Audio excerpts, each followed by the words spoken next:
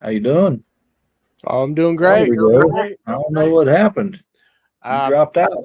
Yeah, for some reason my screen stopped loading. So Yeah, I looked up and I was like, yeah, it was a shock to me just as it was everybody in the audience, I swear. yeah.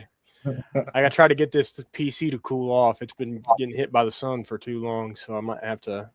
I readjusted my fan, try to get it to kind of blow through better, but we'll see. Yeah, you may have to go for that idea of putting some tint on that window. Yeah, that or, I mean, because it's a glass front on the PC. Even if I were to like tint the inside of the PC itself, I could do that and avoid it Now, that way too. Is that air cooled or water cooled? Air cooled. So I could always convert it to water cooled, but that's going to be like massive expense that I just don't want to mess with. Yeah. And then you got to take into account all the cooling fluid and liquids and all that. Yeah. not my cup of tea, but so do you have any updates for this week?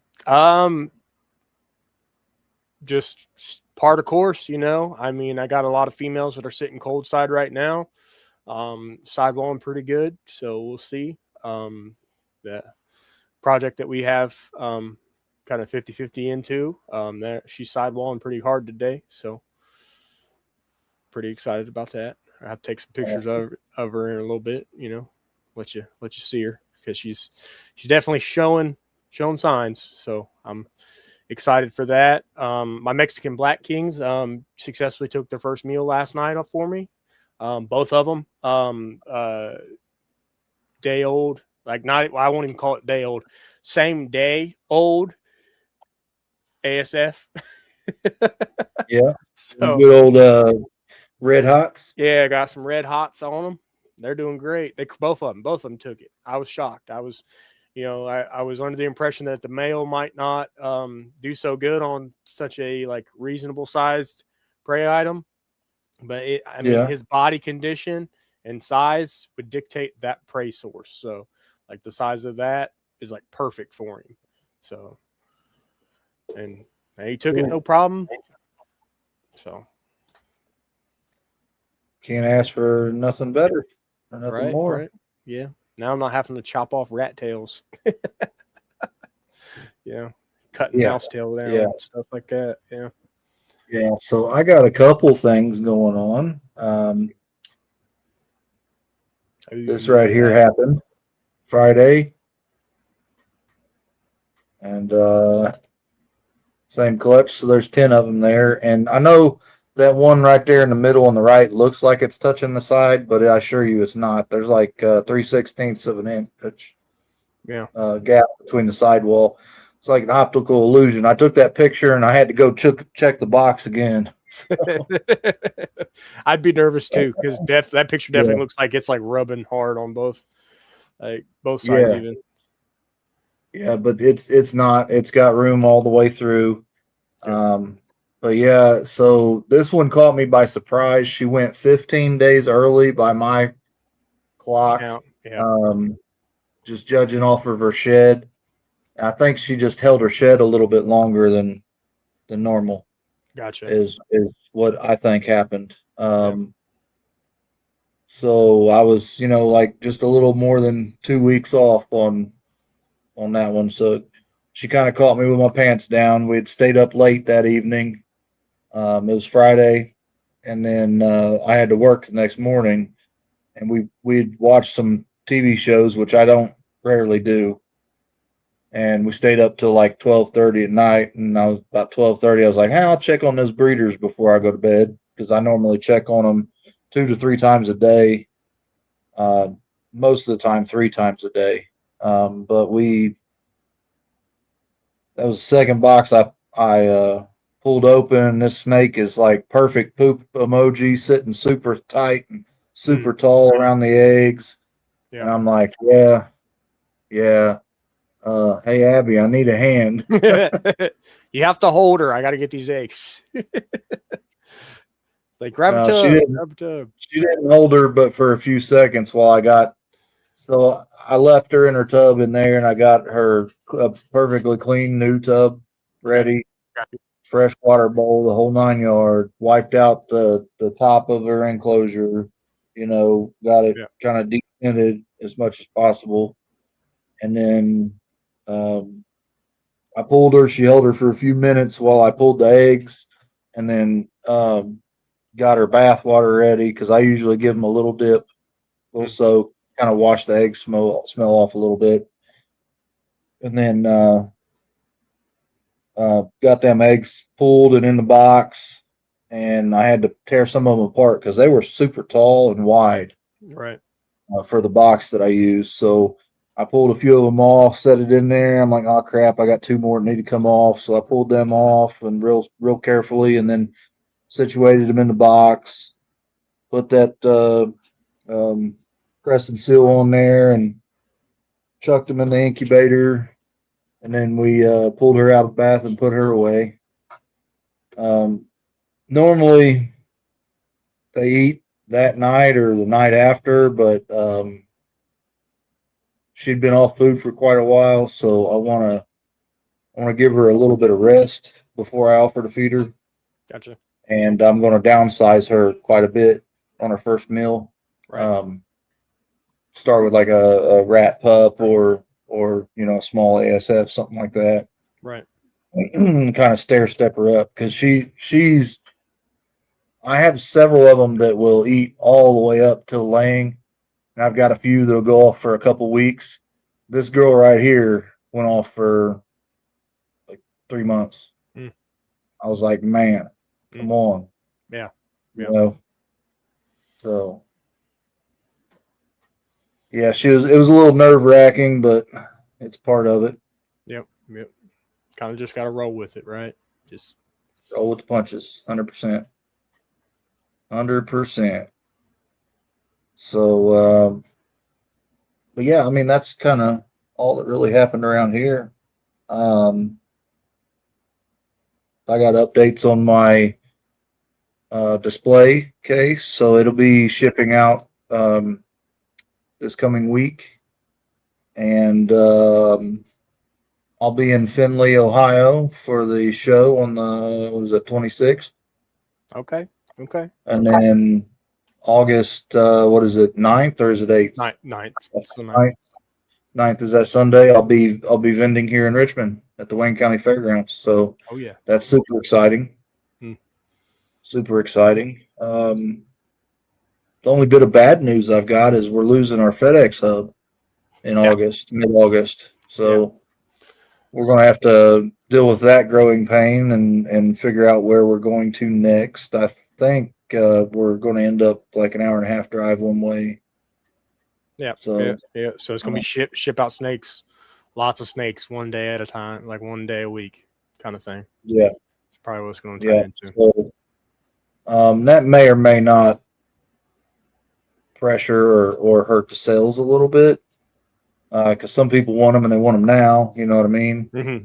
They don't want to wait that extra week till we can get a handful of them going or whatever. But Right. we'll kind of get through that as we come to it.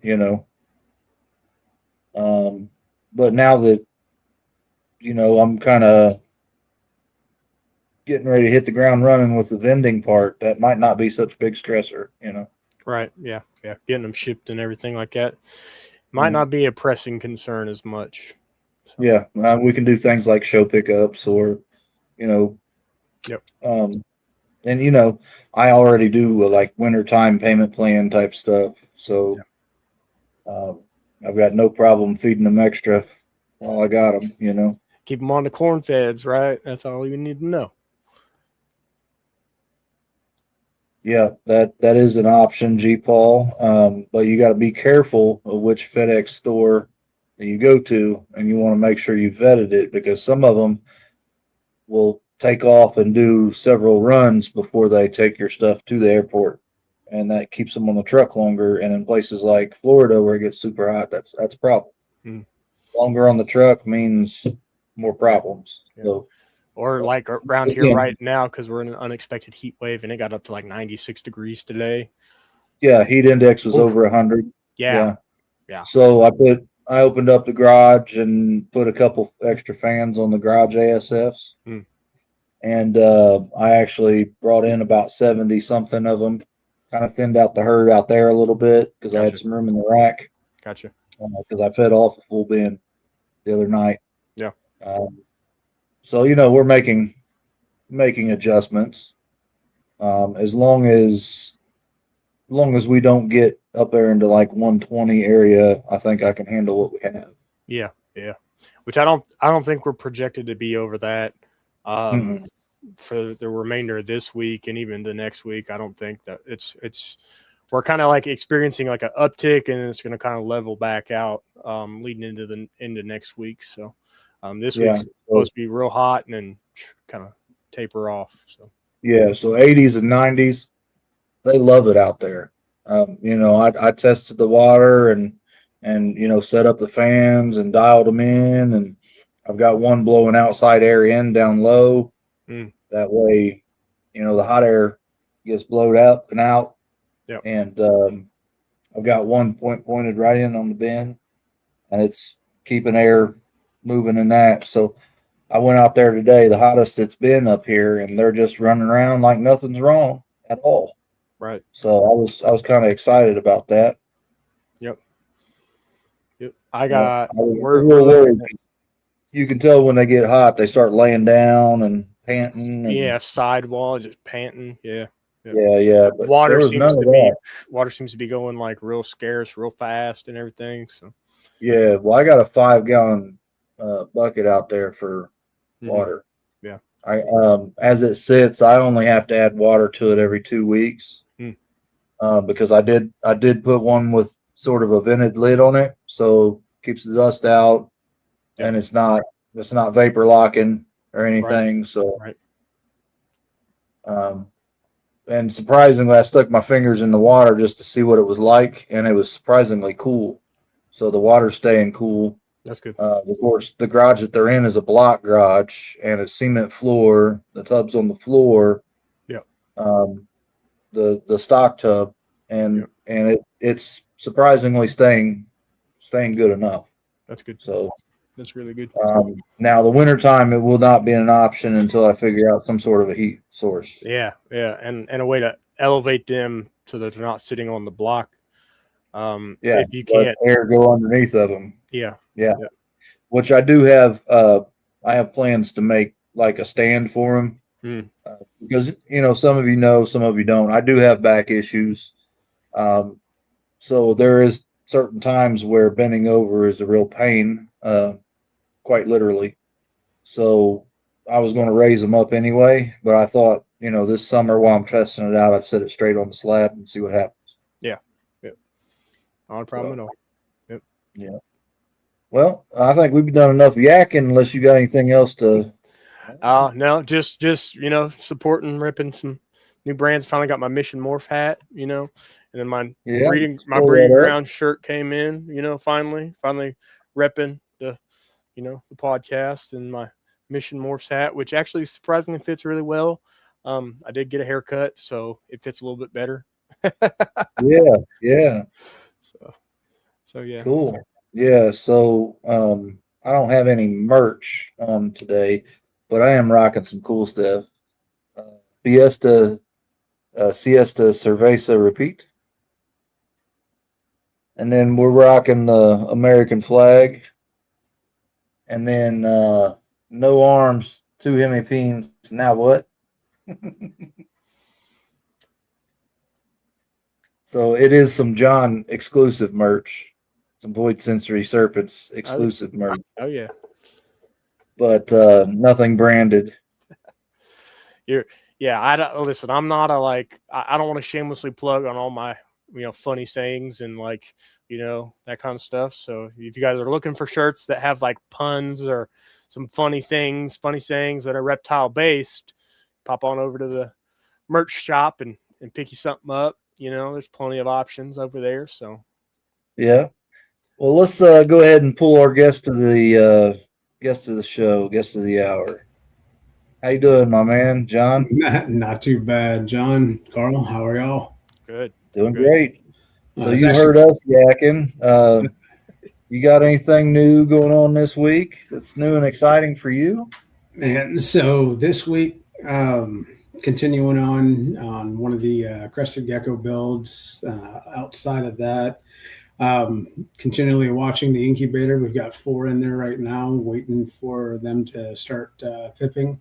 Once they do, I'm not sure exactly where they're going to end up, but I'm excited for what we're going to have out. So, yeah.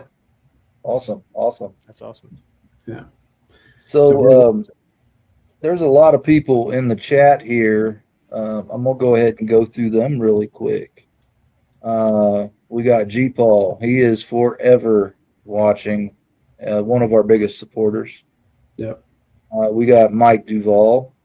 He's in here quite a bit now. We got Void Century Serpents double dipping. Uh-oh. Python Porter Will. He's a good dude and a fellow dinker enthusiast. There we go. We got my man Carlo. He's actually, I met him in a house snake chat, and he's a fellow plant man. Nice. We plan on having him on whenever he's ready to show off some plants and maybe some house snakes. I think he's got a couple or 1 ball python at least, and a few other species of different things. So it'd be interesting to hear about some plants and such. Well, absolutely, especially something that would work well with a lot of these geckos and lizards and fish. I mean, aquariums. Definitely want to pick his brain because I want to add some. See, here it's pretty low light in here most of the time, so I need to find some low light plants that really thrive in the low light situation. Because I just want to freshen the air up a little bit in here, make some more oxygen. Man, my wife tells me snake plants do that. Yeah. Well, I've heard of that. And then I've got another Kiko. He's a good dude. We'll have him on here too at some point in time. But he's a plant enthusiast as well. So very nice. See who else we got. We got my man Chris, Reptoid Gaming. Glad to see him in here. We got a new one to me, Pythonic Obsession. Yeah, first time I saw that one. Glad to see there's a lot of new people in here. Yeah. My main man, Dennis West. Man, Dennis, boo, buddy. Did you see him? Did he send something to you this week? Yes. God. I'm not going to ruin the surprise because No, he but said, God. he said he needs to do more posting. But God. I'm Oof. talking about fire. Yeah. Yeah, He's buddy. been sending me some stuff steadily that I'm Mhm. like, oh my God, I'm going to have to get into another project. Yeah. You know? Look, Yep. man, times are getting tough, man. OnlyFans, this is about the only other option. Right. That's great. We got Mitzi. How's our boy doing, Mitzi? Yeah. Yeah. And did you guys figure out Parker's gift? If not, I'm going to have to explain that one. I realized after we sent it, it didn't come with instructions. Uh, And you're right, Carlo, that beer is tasty. Let's see. We got G-Maw in here in the house. Thank you for putting up with G-Paul. absolutely. Yes. We got my man, Gotham City Batman. Ball, What's up, Batman? Batman, Oh, yeah. and Luigi, my man. Glad to see you. Yep. And I think we're caught up.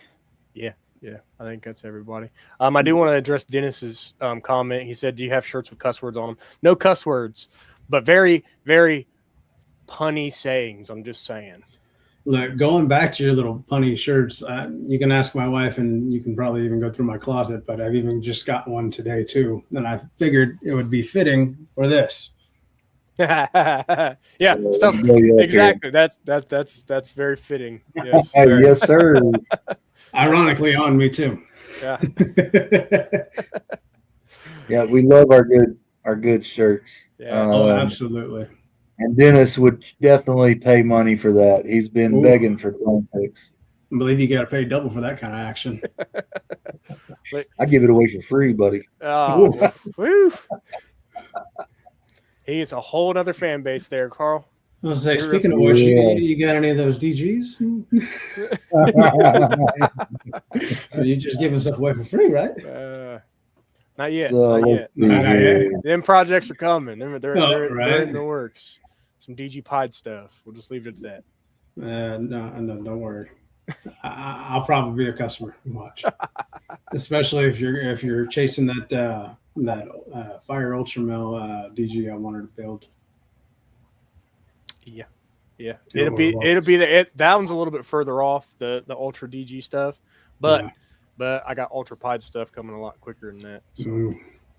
I finally got my female.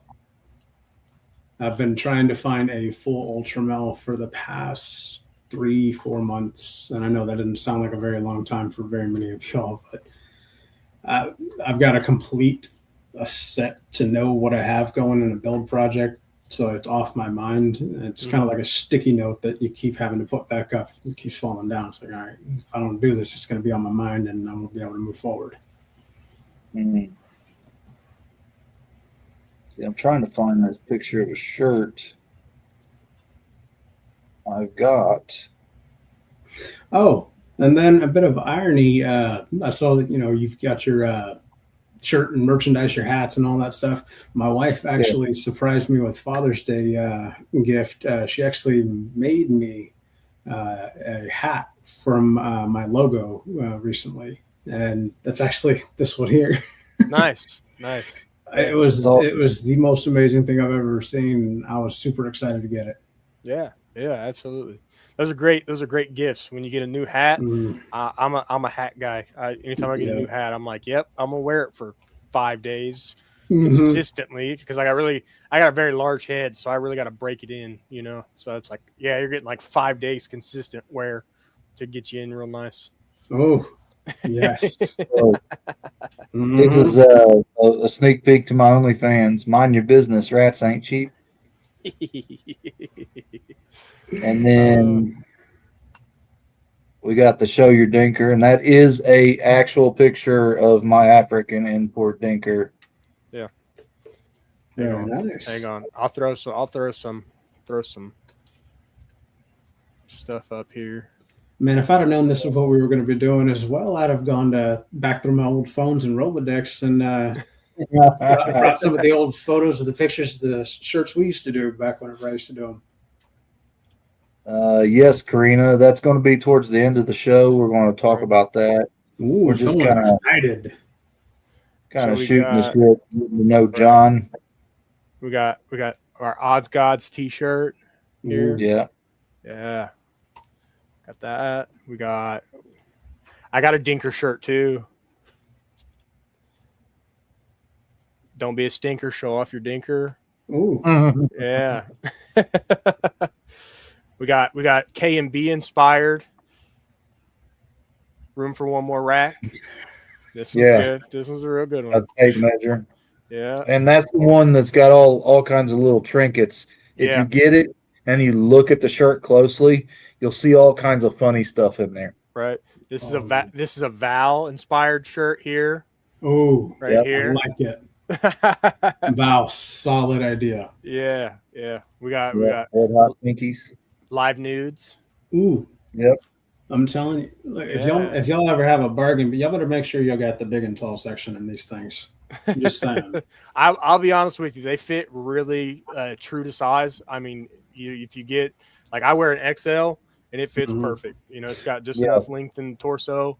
Yeah. Look, don't get me wrong. It is available in 4 and 5 XL as well. Right.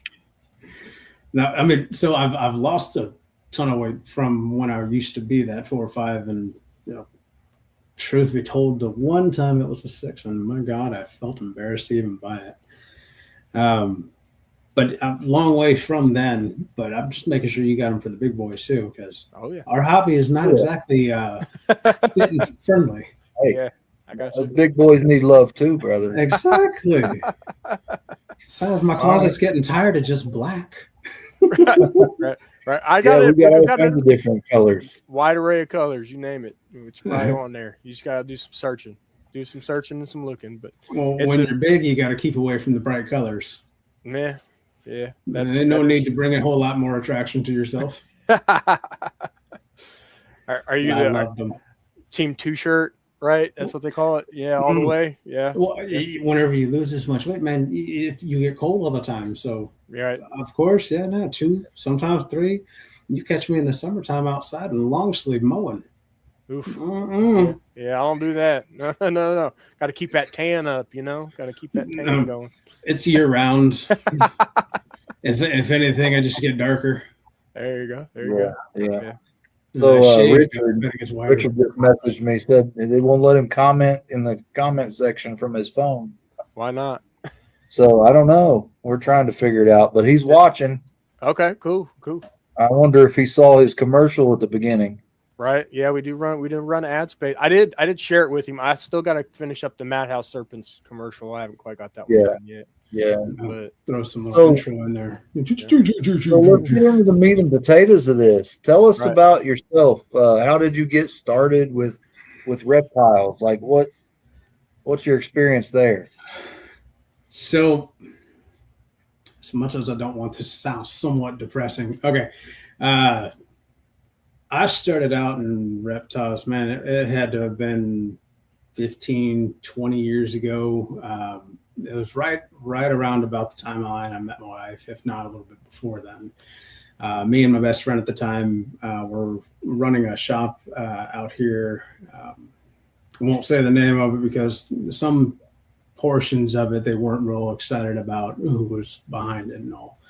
But once we got away from the partnership that was, he started doing a lot better on his own. Well, when we ran this second shop, we did car audio equipment, lift, wheels, tires. It was something that was up my alley for years. I'm a huge car enthusiast.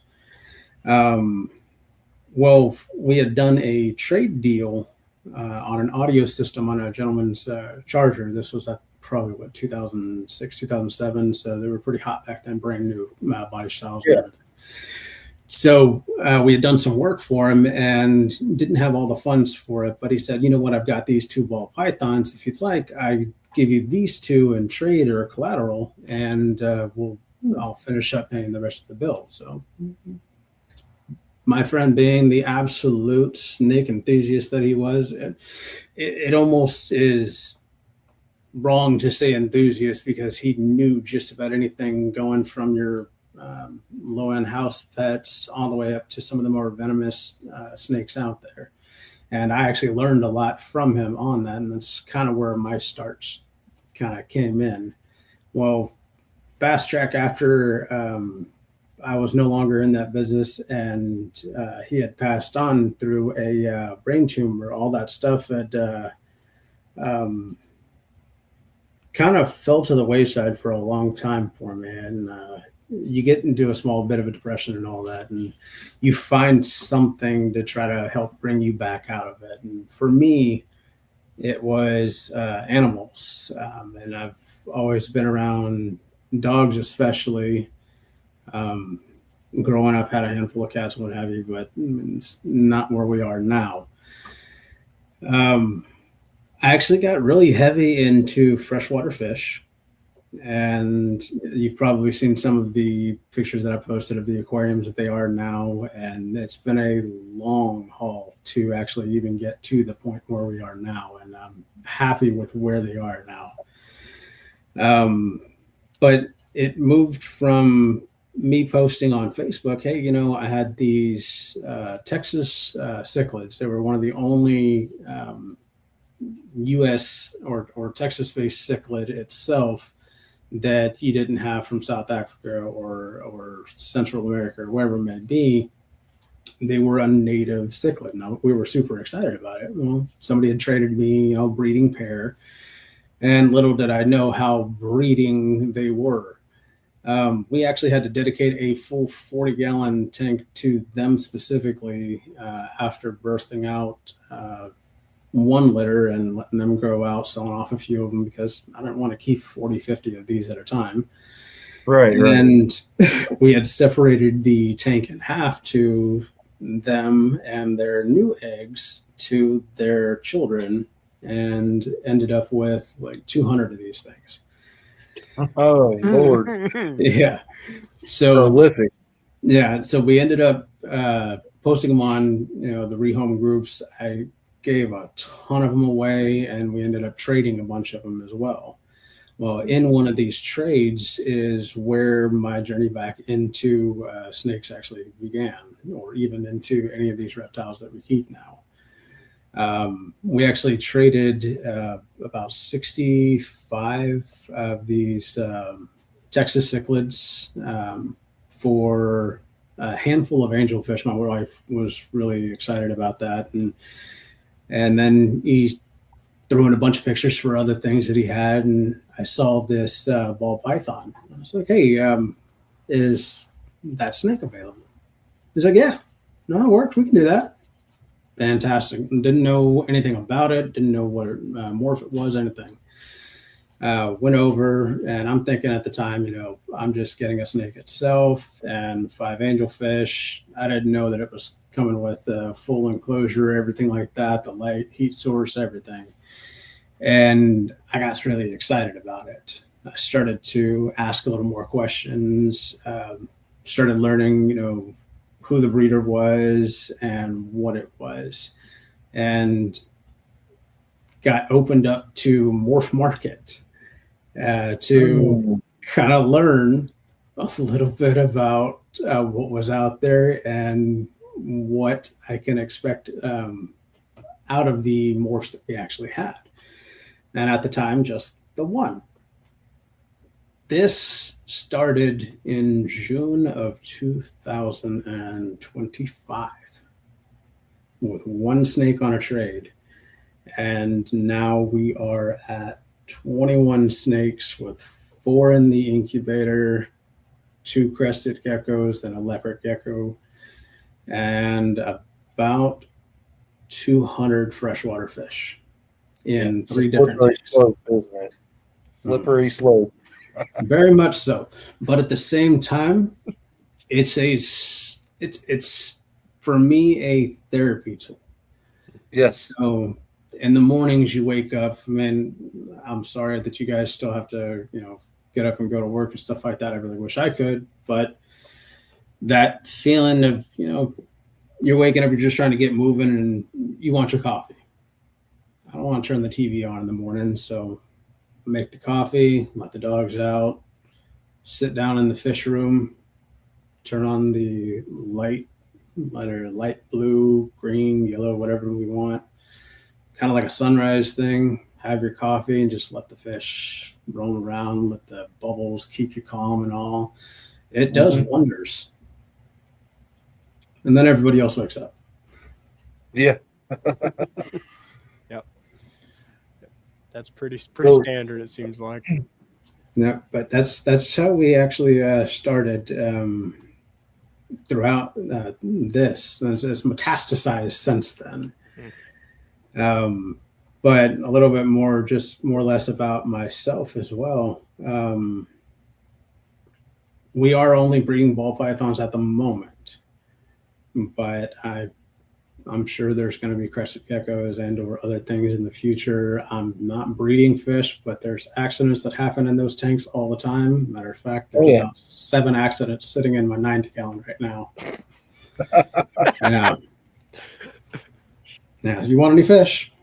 I'm good. So I'm good. We went through the fancy guppy and feeder guppy and the platies, and that was enough for me. Prolific breeders, you take the male out and it's still there's 50 other fish in there. Like guppy tanks go crazy. So we started with feeder guppies because we had a turtle, a slider, and we was like, sure, he'll eat them. No, those are his friends. He knew. He knew where the food came from, and it was not from labor. Right. No. He's waiting for the pellets, right? He lazy. I got one in there too. I could cut a fish loose in there. He's not touching it. Touching it at all. Where's my pellets at? Look up at you like, you gonna give me my food? Like, come on. Yeah. I've got freshwater Finding Nemo down there in multiple different levels. So my big girl is a Oscar, and no joke, she's bigger than my hand. Every time you go to feed her, if you don't open that lid before you start raising your hand to food over her, she's gonna bite the lid. And she's got a decent sized face. Yeah. They're beautiful fish. Is she a tiger Oscar? Yes, an albino, actually. Oh, wow. So she's white with mostly orange. I don't actually have a picture, but the more recent video that I put on my Facebook shows her in there. She's that big one. You'll see her. Gotcha. Yeah. I am a fan of the more predatory freshwater fish, and they do have a place for sure. Oh, absolutely. So we've actually separated our tanks out into almost like category or area land masses. We've got our Central Africa, our South Africa, I think. And then we got our Central America, and then we've got most of our docile cichlid or the angelfish, along with a lot of our loaches and mostly the loaches. She loves those and the cories. It went from being something that I was really enjoying to our hobby, and then those fish are hers. I love them, but she do your cories reproduce for you? So I can't say yes or no to that right now because I've got two of them actually in one of our tanks that I call our little whales. No joke. One of them bigger than my thumb, just thick as can be. All the rest of them small, maybe pinky side or half the pinky. Okay. And so we started with like a 20-gallon tall and like fully planted, all live plants, and they just exploded. So we had to do the emergency, dip them out of there, and we set up some 10 gallons because I had some 10 gallons. We ended up with a 75 long. Then we ended up with a 95-gallon tank, and it just ballooned from there. That's how half these builds came about. Yeah, you were talking about the cichlids. I was thinking, man, that was my cory cats after I got over the platies and the guppies, and they're egg layers too. So it's really neat to watch. They'll stick their eggs, and then you'll watch them just magically appear. And the heavier planted your tanks are, the better area they've got to hide them. You know. Oh, absolutely. And even bushier or longer flowing, like any of Yeah. my tanks, same way. If they have the long grass and plants, they'll be very prolific. Yes, Nice. absolutely, Nice. absolutely. So yeah, that's cool. I didn't know you were an aquatic man as well. So that's neat. That's cool. My wife and I joke about this place, our home being personal zoo. Oh yeah. Mhm. We should Oh, get yeah. us every holiday that we have people over, we're just going to start charging admission coming in. And we're going to make sure that the kids are entertained. We're going to make sure that, there's show and tell and everything. Just, go in there, eat and all that. If I'm already providing food and everything, just, drop $5-10, pay There you for, food for the snakes.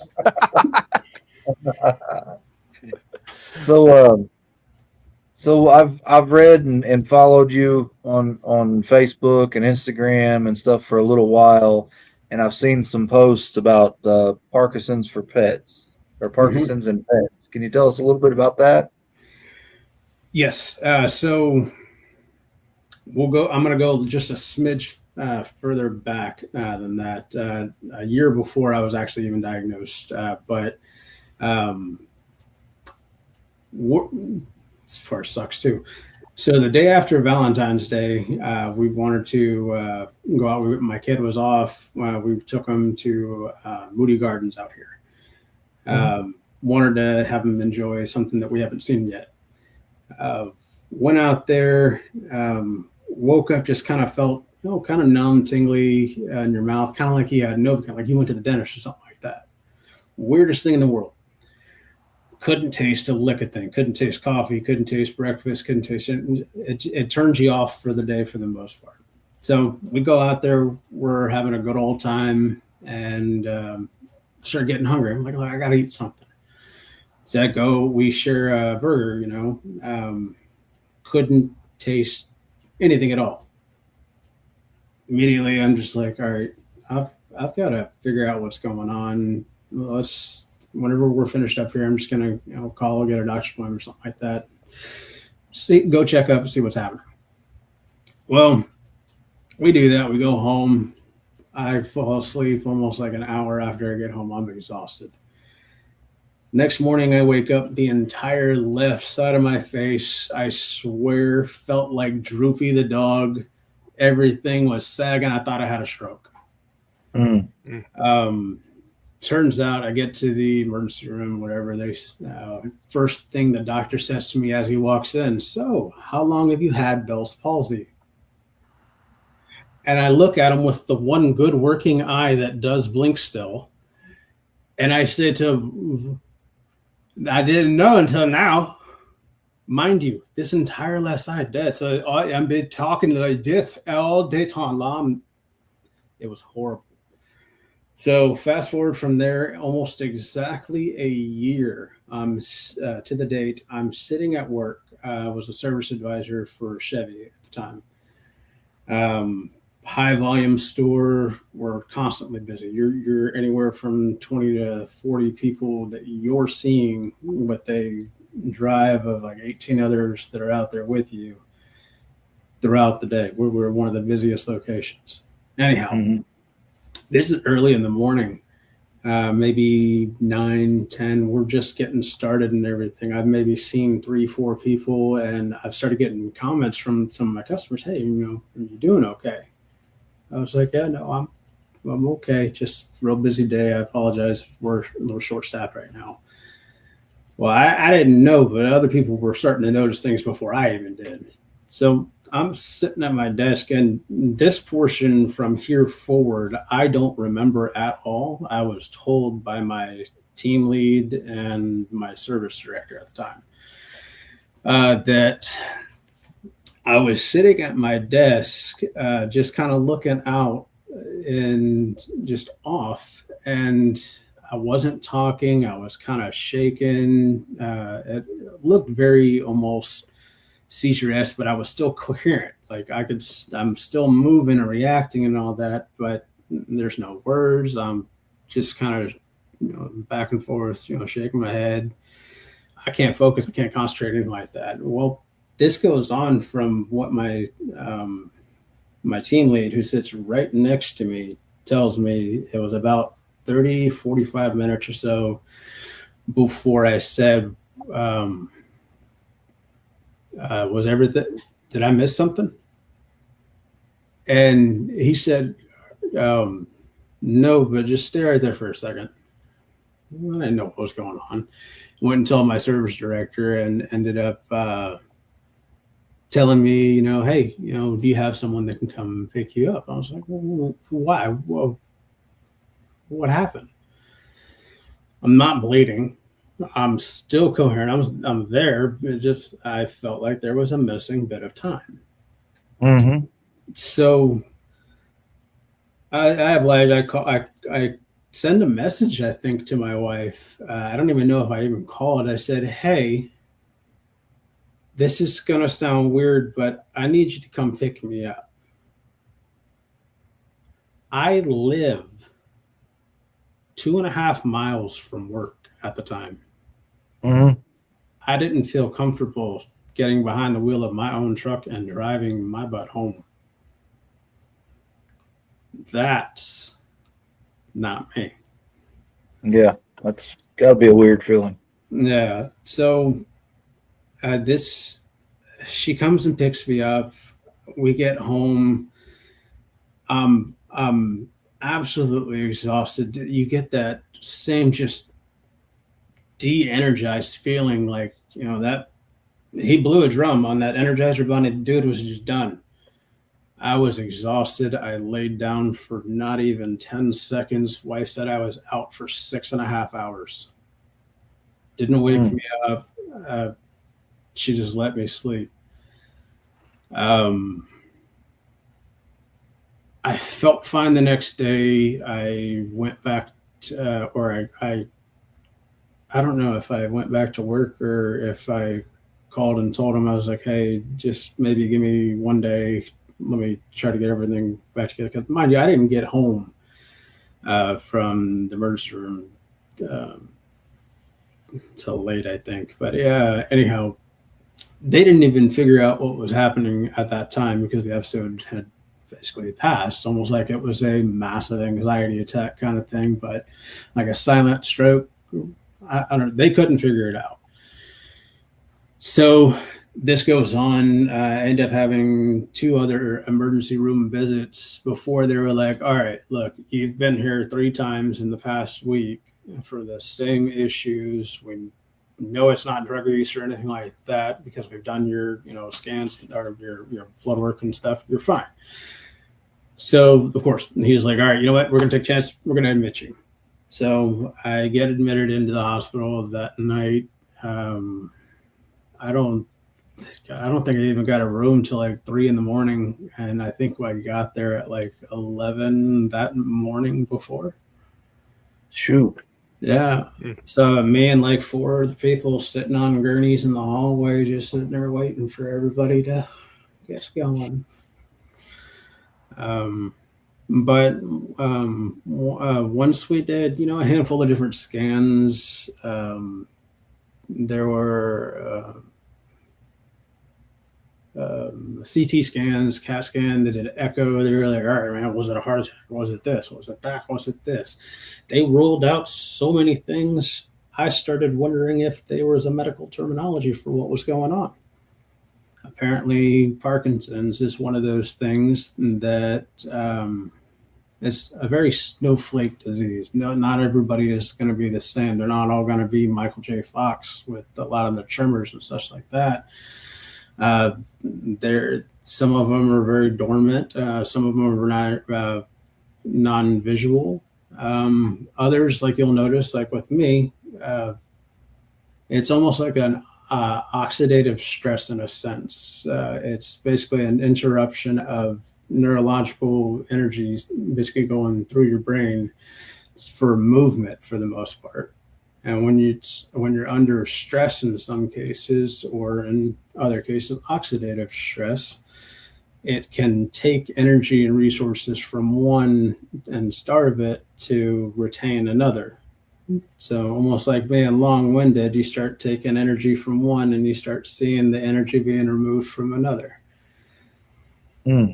It sucks because you never know when it's going to happen. You never know how severe it's going to be or if it's going to be the same every single time. So eventually it's going to get a lot worse, which is probably the reason why I'm keeping it to more of a non-venomous and something that's under 6 feet. So in case there's ever a point that I can no longer handle these animals on my own, at least the people in the house with me can help me find a way to get these to people that can take care of them.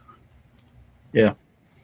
And ultimately that's going to be the goal when this gets to a point to where I cannot handle them. But surprisingly enough, they have helped keep a lot of the stress energy from this from being too effective. And that on top of the medication certainly help to keep that balance. Eventually there's going to be more and more medication. Eventually the disease will get worse.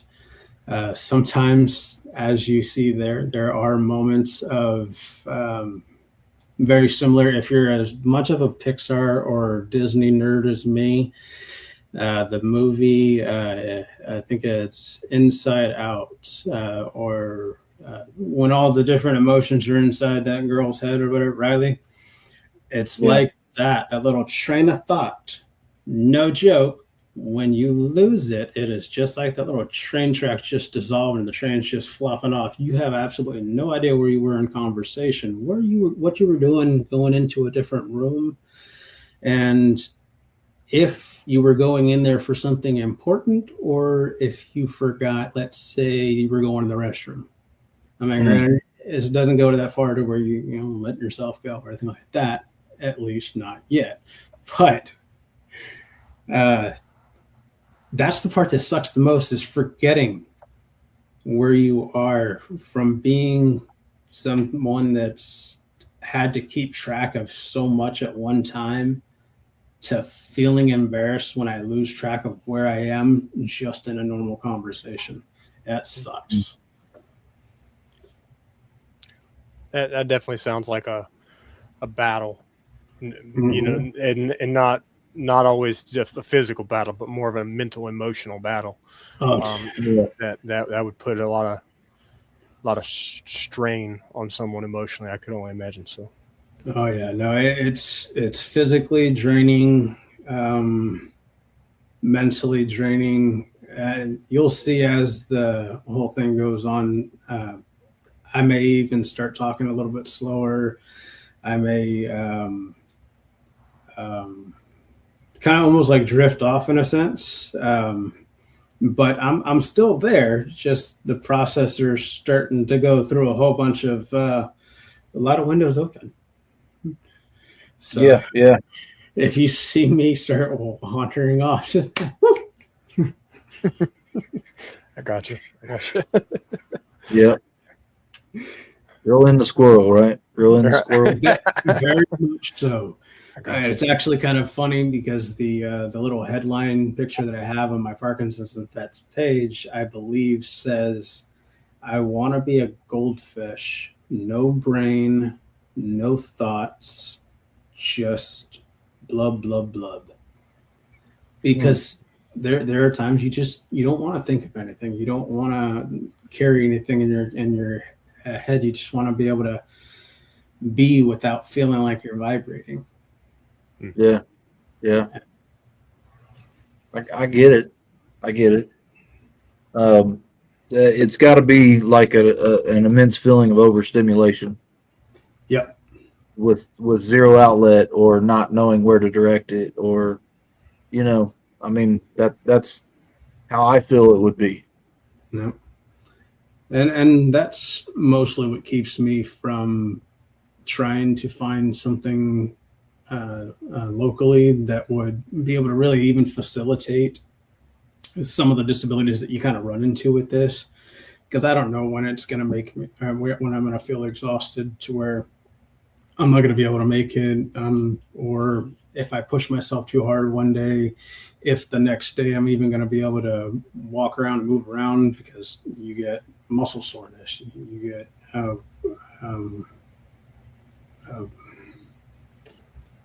Just worn overall out. fatigue, I'm Yeah, sure. the full fatigue. Yeah, when it starts taking over, like tomorrow, I might be completely fine, or I might be absolutely worthless because I push myself to, all right, I got to make sure, tanks are clean, make sure I'm presenting my girls the way I need to, because this is our livelihood now, or at least mine.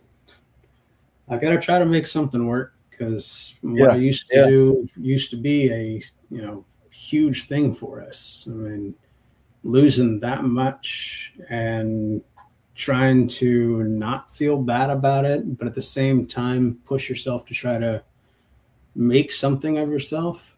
So yeah. you Find actually, something that you can handle. Yeah, yeah, because I want to yeah. feel like I'm still contributing, and it's not my favorite. I think that would be the worst part for me would be the mental.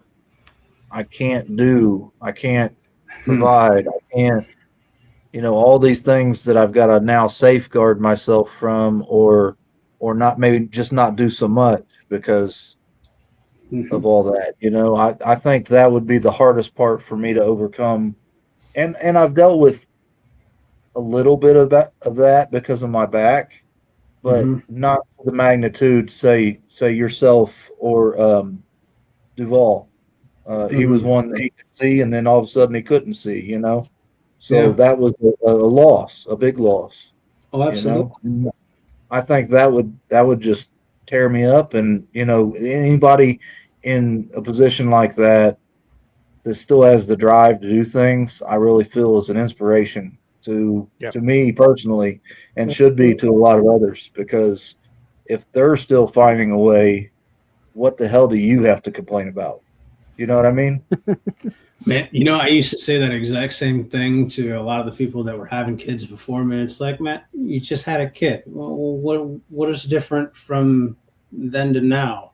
But being a father, you see it from the other end. It's like, dude, no, my kid will always take precedent over being at a different event. If Mhm. I've got to do something for my kid and I'm going to miss a show that I was supposed to be vending, look, whatever that show costs, I don't care.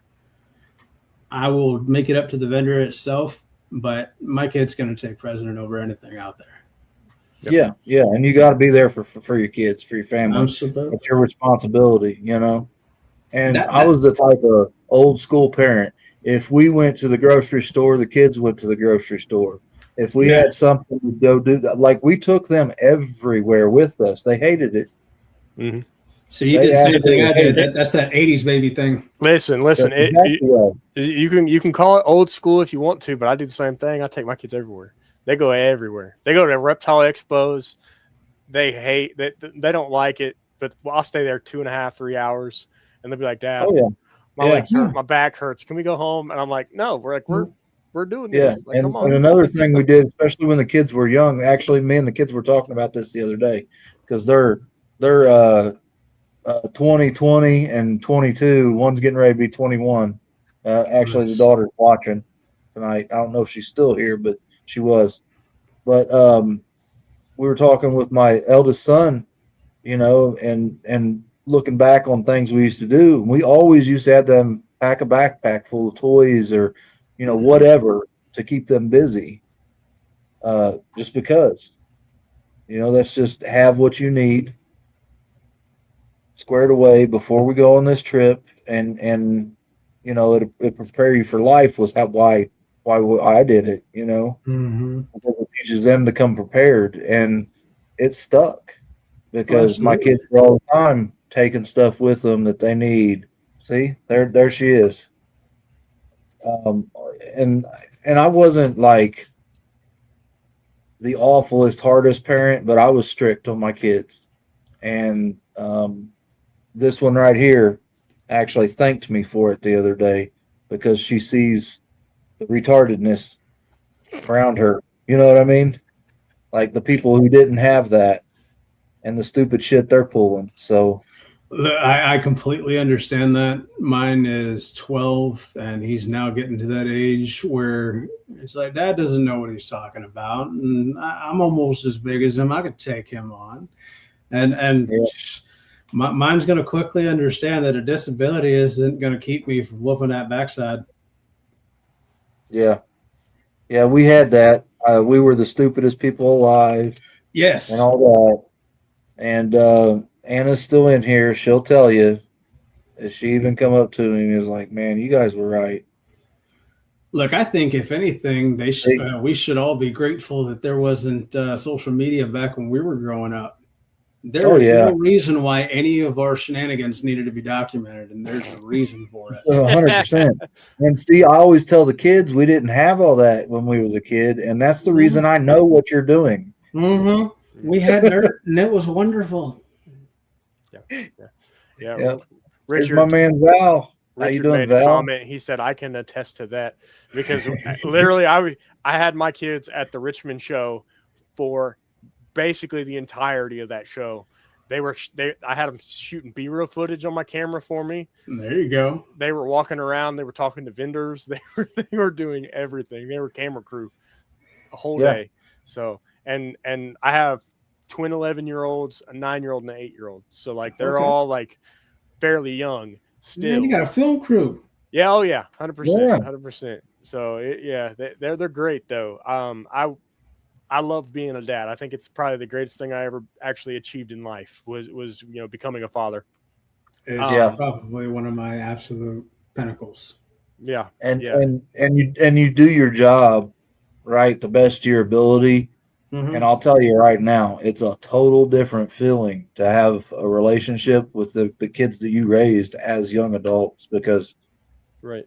it feels rewarding. Like I'm truthfully proud of my kids. Each one excels in their own way and they're doing their own thing and they're young adults and I think it's cool shit. And it's big for me because my dad died back in 1995 right after I turned 12 years old. Man, I turned 12 in October. He died Good Friday after Thanksgiving. So I'm excited that I'm here. Yeah. And I get to see them as young adults. Right. So I've had a handful of those quick reality checks like that back before I had it was a gastric sleeve when I was big boy, dude. Man, I was pushing the 5s. And I'm not talking just in the shirt size. Your boy was a big dude. But I wanted to be a dad one day, and I told myself, I was like, look, if I want to be able to run around with one of these little crib midgets, I got to make sure that I'm at least somewhat fit enough to be able to make it around the driveway. So I started getting into shape a little bit. But as every big dude knows that's over 300-400 pounds, that shit's hard to do. So even though I was as dedicated as I was to it, the process was a little more pressing at the time. Diabetes started kicking in. I don't know. You can't just catch diabetes or anything. You got it or you don't. But type 2 caught me, and it flipped my whole world upside down just a bit. And I was like, man, I don't want to be sitting here on this metformin for the rest of my life, or at one point have to go as bad as having to have an insulin pump. I feel bad. Because I remember growing up and in middle school, I've had a handful of friends that even had those type 1 diabetes insulin pumps that were always on there. And you always wanted to be very cautious around them, especially in crowds, because that tube comes out, man. It's a pain in the butt to get that tube back in there to even deliver the insulin like it's supposed to. And, anything that's dangling. People with the oxygen mask, same thing. Yeah, yeah. Granted, I don't know where I was going with that one. So, like I said, sometimes a little train of thought. No, you're good. You're good. You're Yeah, you're right. yeah. You're right on the same track that we were on. I mean, I squirrel too sometimes, a lot of times. yeah. You just asked John. We both get long-winded. Yeah, yeah, yeah. I can be a great salesman when I want to be.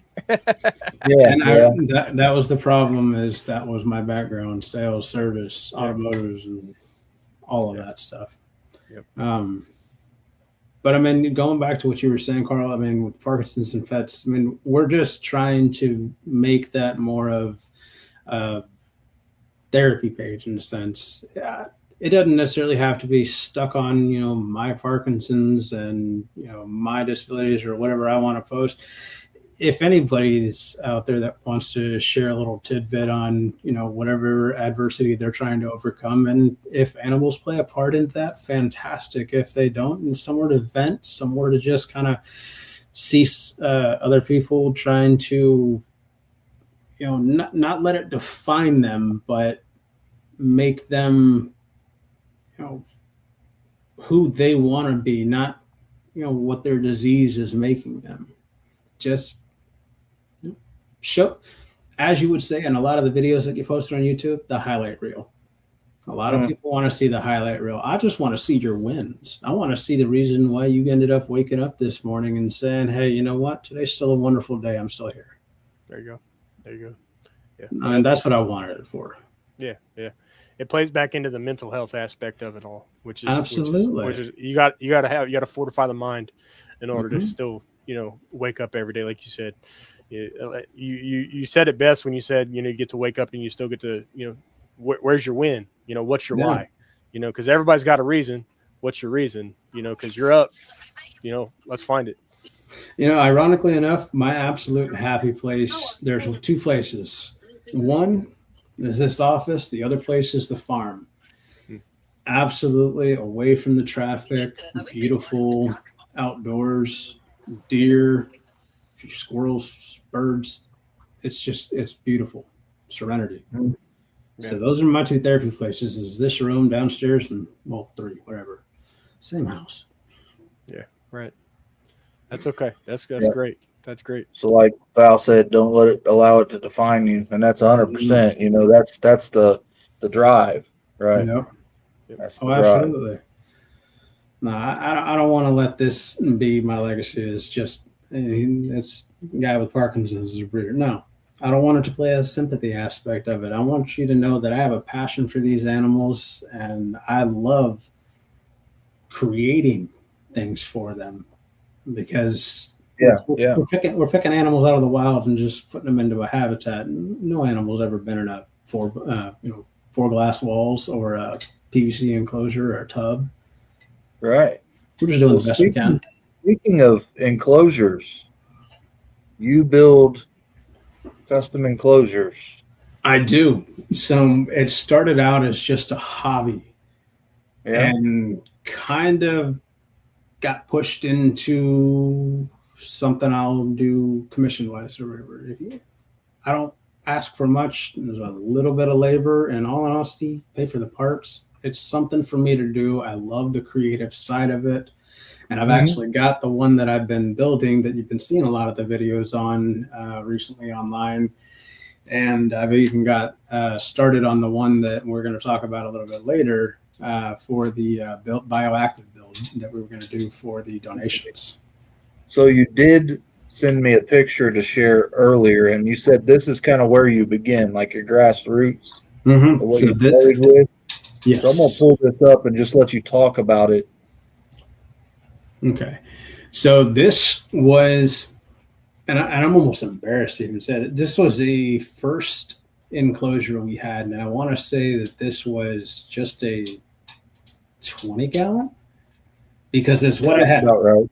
Yeah, it's what I had at the time while I was trying to build out the first one. And that might have been a 40. Maybe. I don't know. It was one of them. But that's where we started, or at least the very first one I put together. I didn't know anything. We were still learning. I'm sitting here on YouTube. I'm over here Googling stuff left and right. And I was thinking to myself, I was like, all right, look, I've got to make something that looks subpar for what they may have encountered in the wild. So did a little bit of research, started digging around, and ended up making this one coming up as the first actual build. It kind of mimicked a little bit more of a termite mound kind of a thing. It's actually the one that I have pixel in up here on the top still, which I still plan on rebuilding in the future. Because as you grow, as you start building more and more, getting more confident with different angles or different designs, or even just trying to be a little bit more creative with something, this stuff is super inexpensive, or at least the base skeleton of it to Uh-oh. Uh-oh. I don't know what happened. maybe Reach out to him and message. device failure or something. Maybe.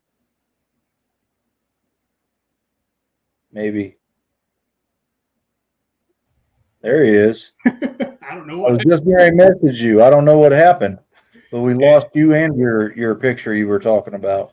Oh, so here, let me get it back up there real quick. It was pretty easy to get. So that was that one right there. All right. Yeah. So as I was building this one, I was just first build. I thought I was doing something right, and it looked okay. Don't mind the substrate, and I was still learning. So once I got this one built, I started dreaming, something a little bit better, something a little nicer, something a little more elaborate. It's where I started digging into it a bit and getting a little more elaborate, which is what's coming up here. This was the second build that I started with.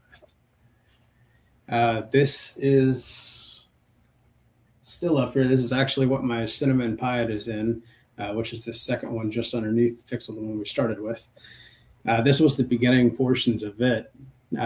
Starting with a little Pink Panther, was it a 2 foot by 2 foot by 1 inch foam? And just started out with a piece of paper. I mean, I've got one of them right here somewhere. Anyway, I started everything out with at least a drawing or at least a theorized idea of what I want it to look like.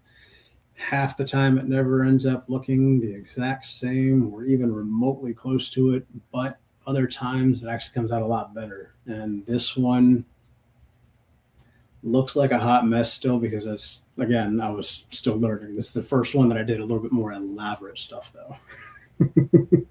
Yeah, I can see you got the little pond area down here. Mm-hmm. Yeah, some terracing and stuff like that, which is cool. Oh, yeah. So I wanted to make sure that there was at least some level platform areas. I wanted to make sure that in the top had a little ridge. So whenever I start building up the spray foam on it, that it wasn't going to cascade down, if anything, because I wanted to make sure if the snake ended up on the top, it wasn't just going to fall off. I had to worry about here in the middle of the day or night or anything like that. So that's where at least that one started and ended up coming here in the end. Not the best, but not the worst. But that's Monty. Yeah. And don't mind the Corningware water dish. It's just where we, again, started. We've gotten nicer dog bowls since then. Yeah. It's pretty slick, though, to go from this to that. Yep. Yeah. So, and that was only our second, kind of attempt at trying to build out one of these. But even then, it was a learning curve. You start, picking and choosing different techniques that actually helped and worked. You start learning where you can place plants, what works the best for you. And because it's all a part of your imagination, I mean, you're not really ruining anything. You're just trying not to spend a ton of money. Yeah. So this next one I've got, I ended up building out for a leopard gecko that we had. It was just a small 10-gallon enclosure, and it was just something minimal, nothing that needed to be too elaborate. But that was one we did a little bit more sand in and everything. I don't know if it's going to let me. Okay, yeah. I wasn't sure if it would because I think it'll. Yeah, you might have to remove some of the earlier ones so you can put more up after this. That's fine. But yeah, I mean, even starting in something smaller like that, you don't have to start with a 40-gallon or a 4x2x2 for your snake or anything. Yeah, Even something start- appropriate for whatever animal you're building. Yeah, ideally. So, which is what I'm doing with the 20-gallon long right now for the crested gecko. I mean, you try to fit it for the animal that you're working with. One of the more recent builds that I did for somebody, which is still in my garage, is it's a 6 foot by 2 foot by 6 foot by 3 foot by 3 foot. Full wood cabinet. We did a full build out for a Asian water monitor. Nice. Yeah. So it was my first one that I had done for that type of animal. And I'm trying to see if I sent myself one of those photos. I think I did. But I may not have that one. Yeah. I'll find that one, but I'll post it up there. But another one of the ones that I did, I mean, just like that one that you're looking at right now, this was where the build started. I mean, styrofoam. Yeah. You don't need a lot of money to be able to start building out. You need the major item, silicone. And this is the silicone clear one. It's what I end up using on all of my enclosures, no matter what it is that I'm putting in there. The foam, some of the items for what's it called? The substrate.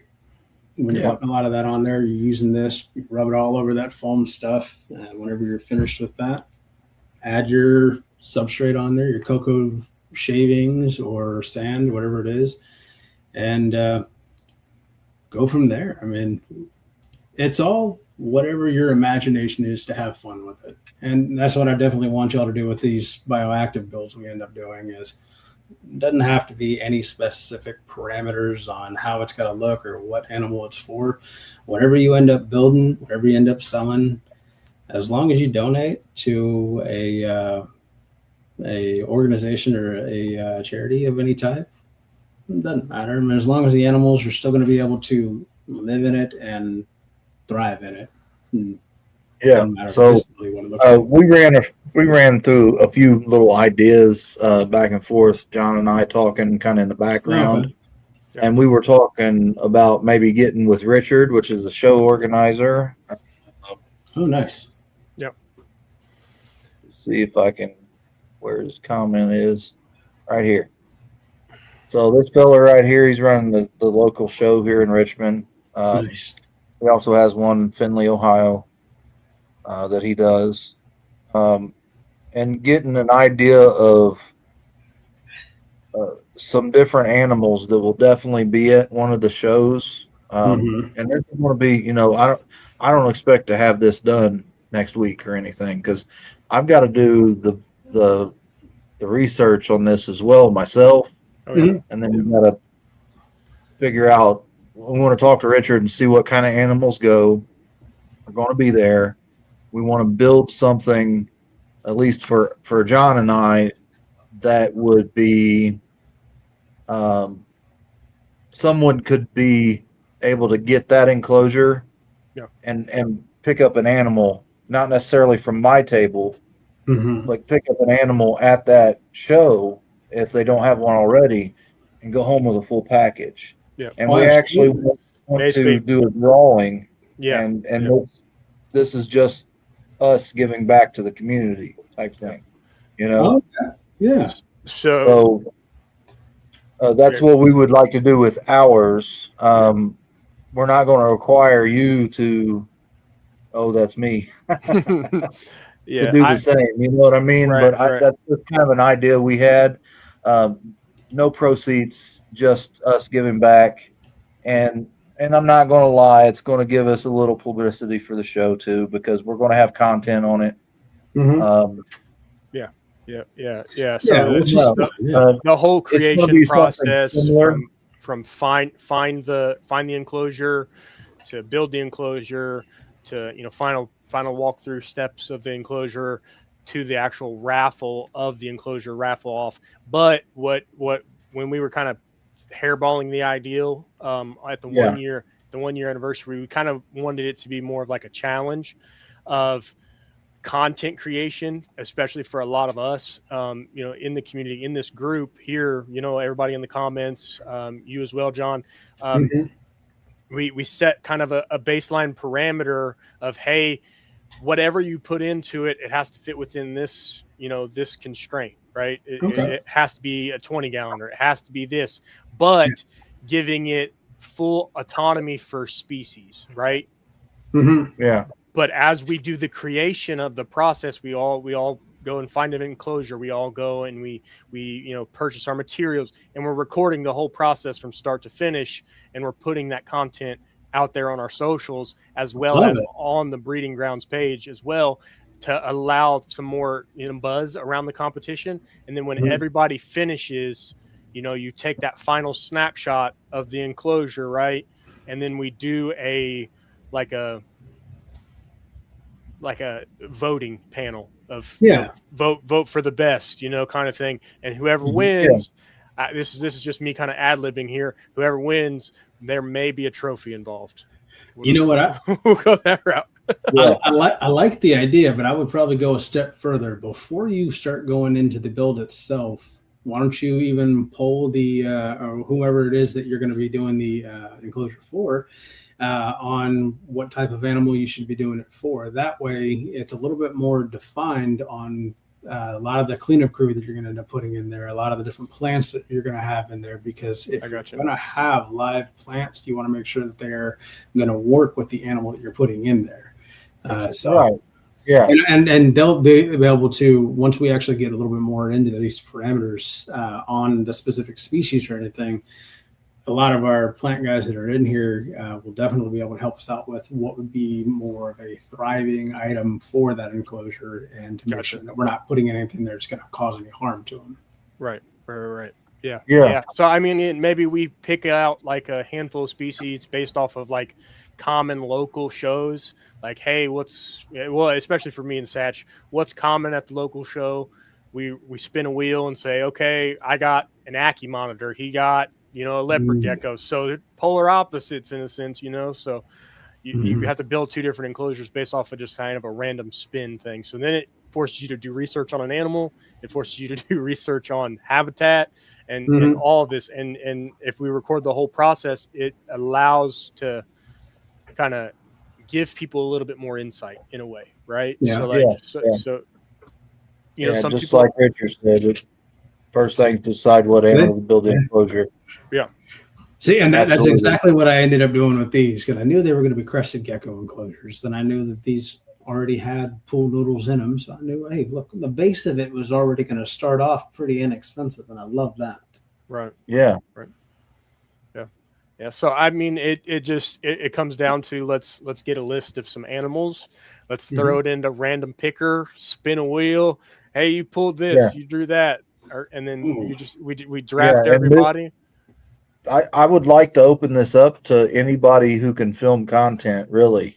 Yeah. I mean, I don't think 100 people is going to be necessary, but a group of, 5 or 6 individuals, ourselves included. Yeah. Just to build something and take some time. And it's a learning experience for some of us as well, me especially.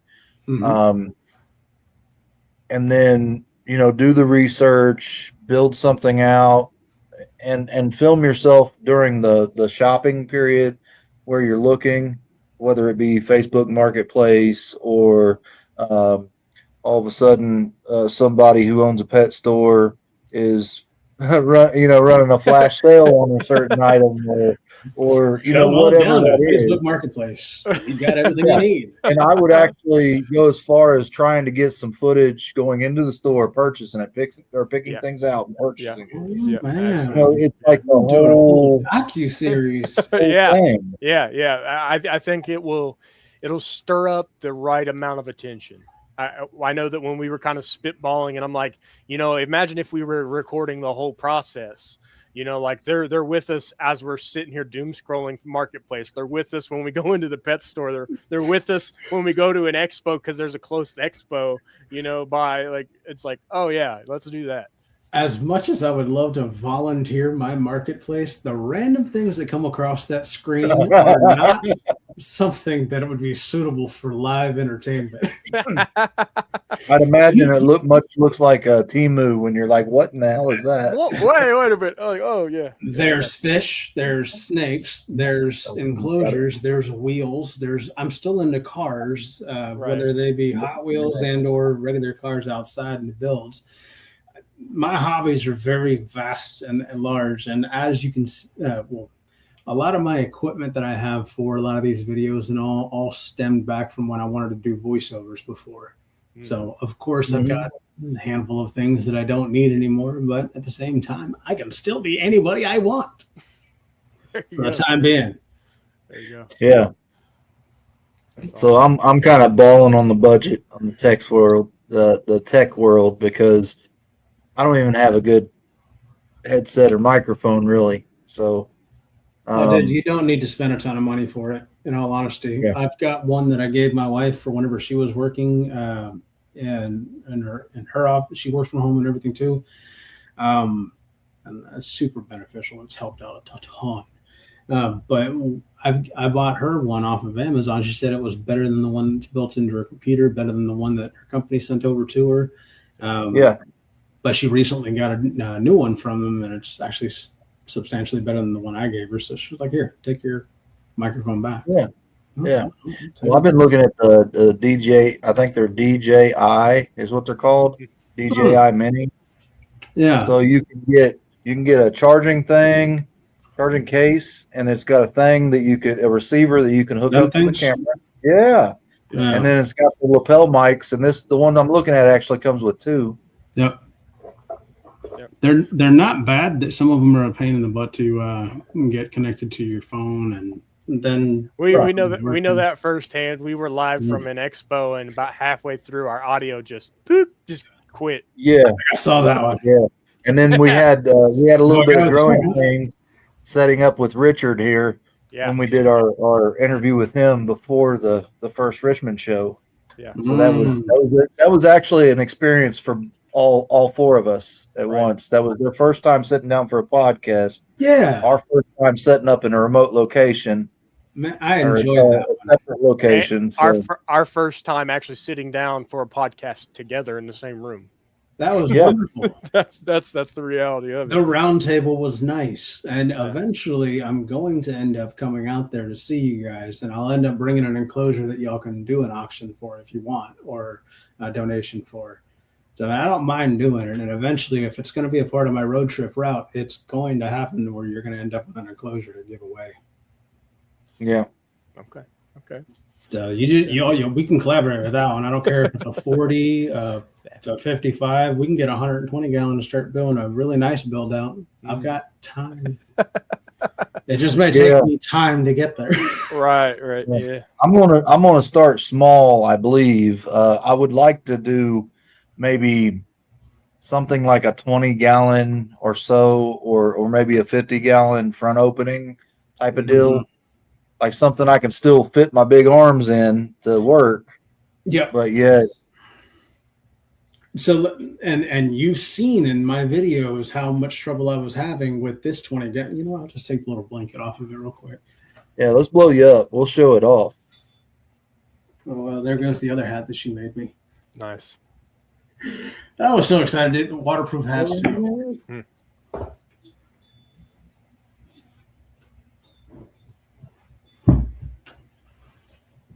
All right. So this is the 20 gallon long that I have been building. Yeah. I could put the And little. that started out Yeah. a hot mess. Oh, And it God, was yes. interesting. It was interesting watching this thing take shape. Man, it's still a hot mess until the grout goes on. But I found something online that is going to help make this grout portion of it less of a chore or task to carve out the design that I kind of want, more of a tree-esque kind of a look. I cheated a little bit. I found a little silicone mold that's going to help out.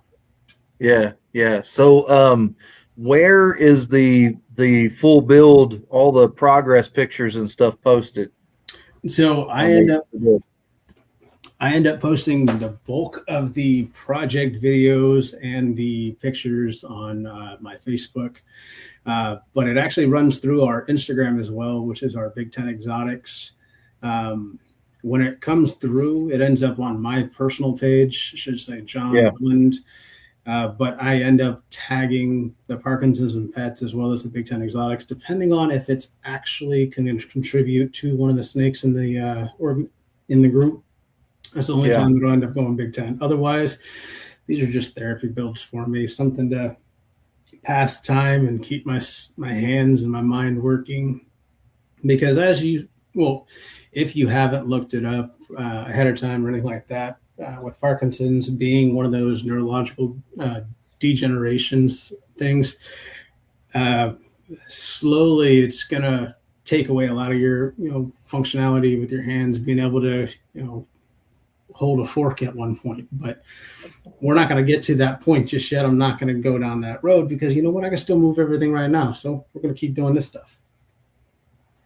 So when I at least do these, it at least gives me some time to where I can throw on some music that doesn't have any words in it, just nice, whether it's piano, classical. I'm not going to care. It's background noise as long as it's calming.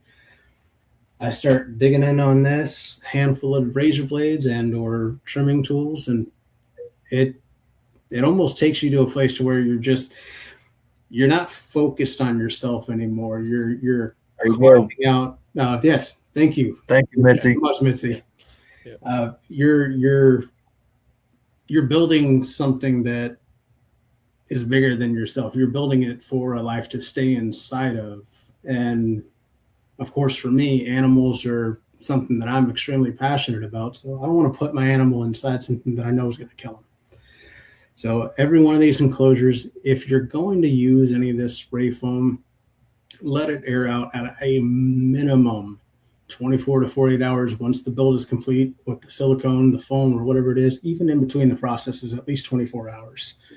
Let it cure and all that, and that way you don't have any gases or things that are going to escape with heat inside of it. So once you let it all dry out, man, just have you an absolute blast. Get you these little Ultras. They have smaller ones, larger ones. I ended up buying this really cool, I think it's a wood carving tool. Like Shawshank right here, man. Yeah, that's neat. That's nice. Whenever Halloween comes around, I'm gonna have to put something on it so I don't hurt anybody, but I'm gonna put it inside of a sleeve like claw.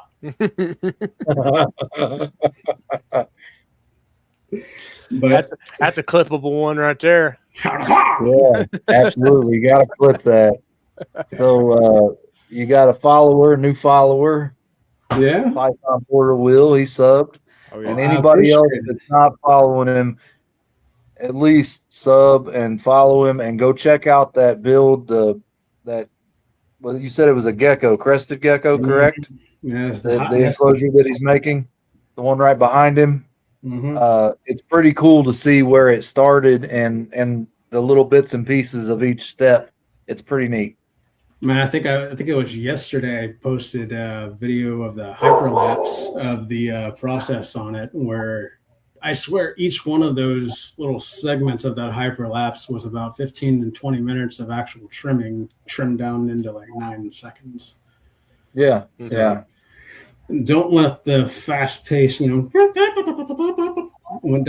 that, fool you. Benny Hill was moving on a lot slower pace than you think. Yeah, no, I'm a very colorful person, but at the same time, when I'm having fun with something, I'll forget how much time has passed through. I'll forget that I was drinking, that I needed to drink water, and an hour has gone by. I'm drenched in sweat. I mean, you'll see in some of the videos, I am not a damp towel. I'm sweating my backside off in that garage. Mind you, I can only work like 1 to 2 hours at a time. So. Yeah, I hear you, man. When I get like zoned in on something, I forget everything. Mm-hmm. See, that used to be me when I used to install the car audio stuff, lighting and all that stuff. Oh man, I used to have an absolute blast. We used to have jam music and just go at it. A handful of parts, go have fun. All right, let's do this. Yeah, I mean, me and you have a lot more in common than I had realized, because I used to do all that car audio stuff, and I didn't necessarily do it professionally, but I have done it for money, right? Yeah. I didn't work for any shop. I just done it, and I was fairly good at it back in the day. That's awesome, man. Well, we ought to start somewhere. I mean, I think I appreciate it, Richard. I think, man, I think I started tinkering around on my own truck after I had my radio stolen like 6 different times. Every head unit I ever put in my truck from the time I bought it from my dad, my truck was broken in. The driver's side door handle on the inside was always broken. I think Ford kept them in stock for me because of the year model that it was. I said, look, man, I park on the street. This is going to happen more often than you think. He didn't believe me the first 2-3 times. And then he was like, all right, I got a box of them in the back just in case when you need them. Thanks, Jim. But yeah, no, after, 6-7 windows and all that, I just ended up putting a piece of ABS board over the radio where it used to be. Putting what are those things called? The 3.5 millimeter jack to the audio connects, the yellow and reds. Ran it through a pre-out on the amplifier. Ended up just running it off music on my phone. Mind you, this was back whenever subwoofers were huge. They used to, what was it? Well, JL Audio was real popular. Before that, Audioban, yes. Mm-hmm. I was getting ready to go there. Yeah. So Audioban and their Flame series. This was back whenever I was really into imports, and import tuners was a huge thing at that time. It was just right after lowriders and all that stuff. I've gone through just about every single classic car or car category that's out there. Yeah, me too. And I had a 95 Honda Civic EX 2-door 5-speed, and that sucker was smooth and fast. It was a sleeper. Oh, God, yeah. I took it up to Muncie, which they have a racetrack up there, quarter mile.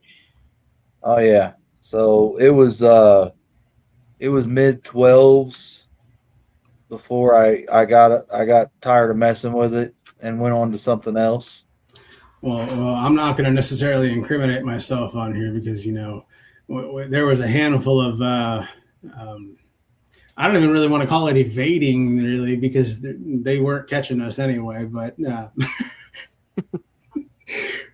there were some shenanigans. That was a popular one, Rockford Foxgate and Pioneer. Some of the Pioneer head units were my favorite to play with. Yep, them and the Panasonics. Yeah, I went through a Clarion phase there for a while as well. Their little OLED displays, the little dolphin and everything swiffing through. Yeah. Oh man, they were the best. See, the one that started getting stolen out of my truck started off with that the Pioneer. No, it was the Panasonic, and then it moved on to the Pioneer, and then the Pioneer Premier, and then I was like, you know what, I'm tired of spending $400 or $500 on radios. Now I'm gonna just start putting these old school or these new branded Best Buy branded Dual. You ever seen those? Yeah, Dual. Right. Yeah. So when they came out and they were like, yeah, but then they started doing this little dual flip screen. You had one screen that sat in front of the other. It would bend back down. It would show like a display full on the top one. The other one would have 3 big old dials on it. It was the best. People used to think it was a flip out screen in my truck, and that was where my truck kept getting broken into. Mind you, nobody wanted to mess with the 4-foot box in the back with 315s and 312s in it. It's too heavy. Yeah, so I had a 2001 Chevy S10, and I built a custom. It was an extended cab. I built a custom box for it. I had two 1000 D-class amplifiers, 4 Farad caps, 4 JL Audio 15 WOs, 4 JLW. Were they WOs as well? I think they were WO. Your base series. Yeah, and then I had the 6x9 subwoofers with the built-in tweeters, Yes, mids.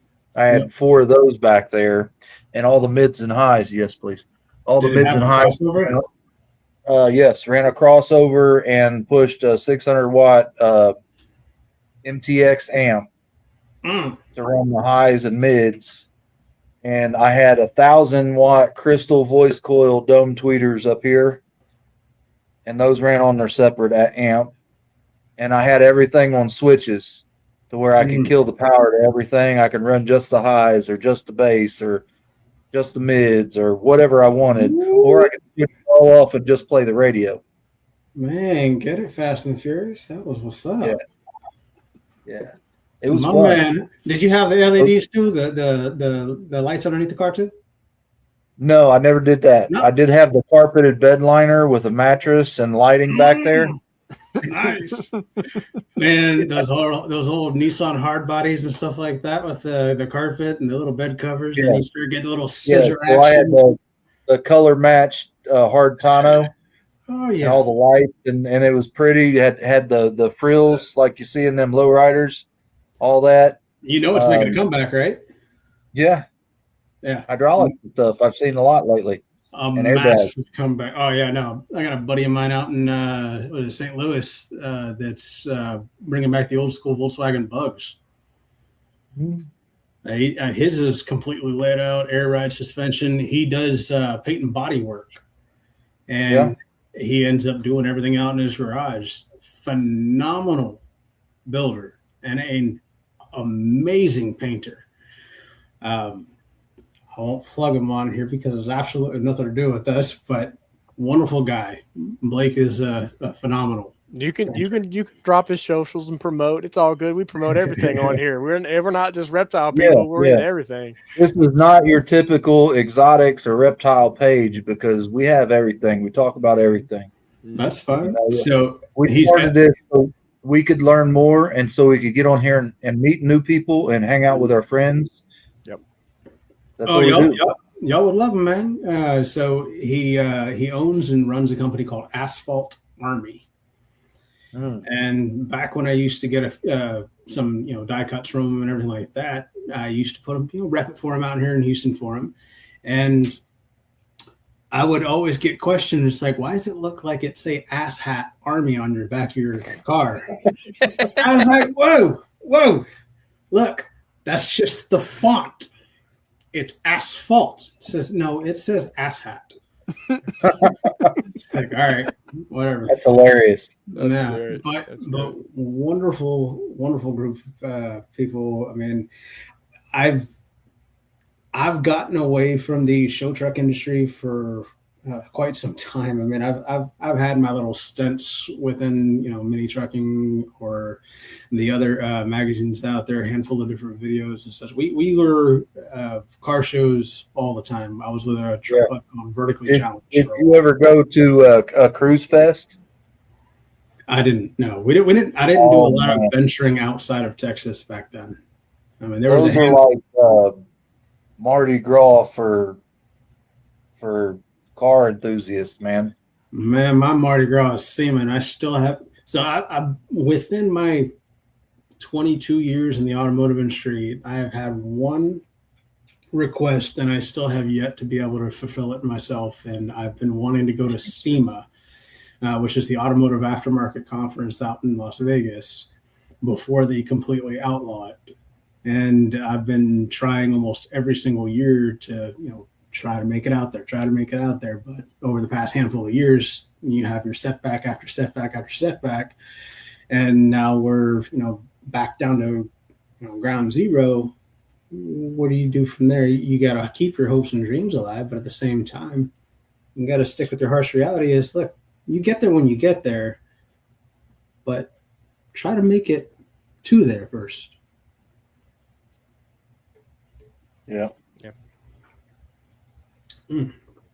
That's crazy. Absolutely crazy.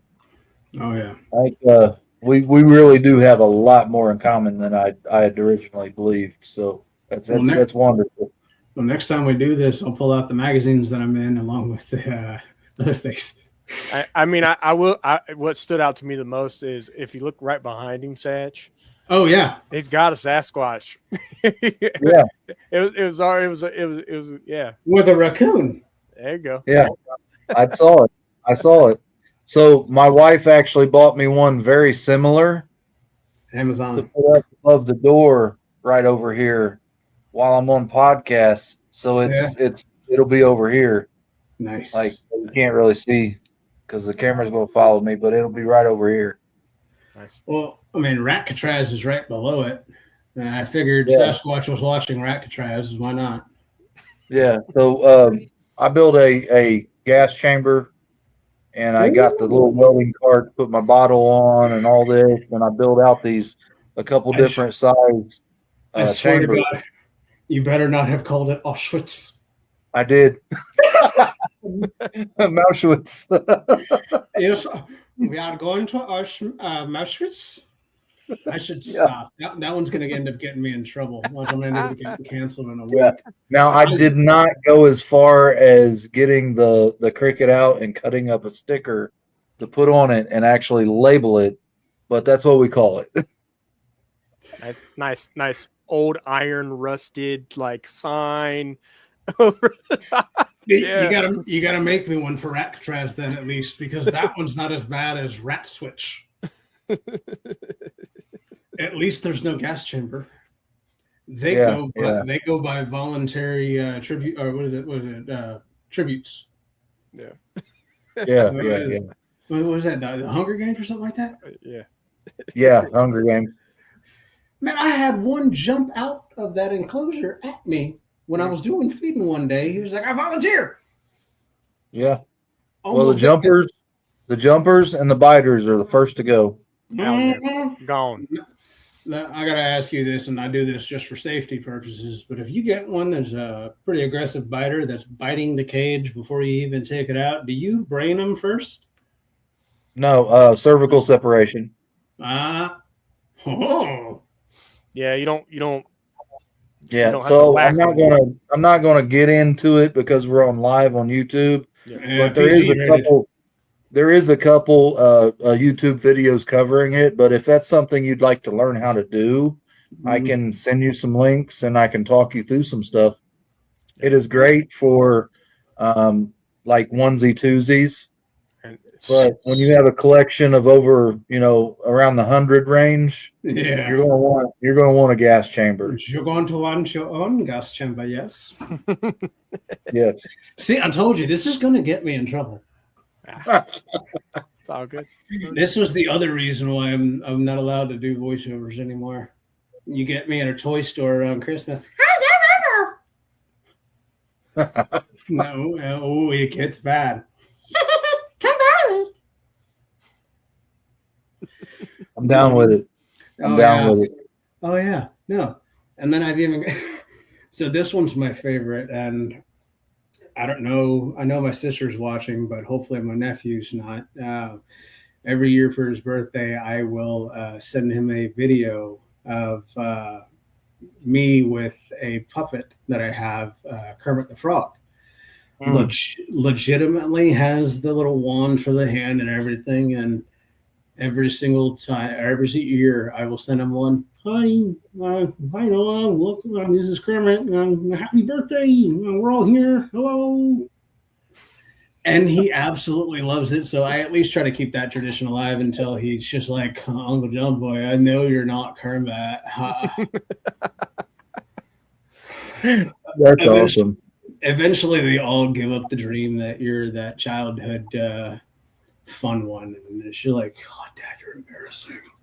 So I just had the ultimate idea for you. You can still utilize all that voiceover equipment.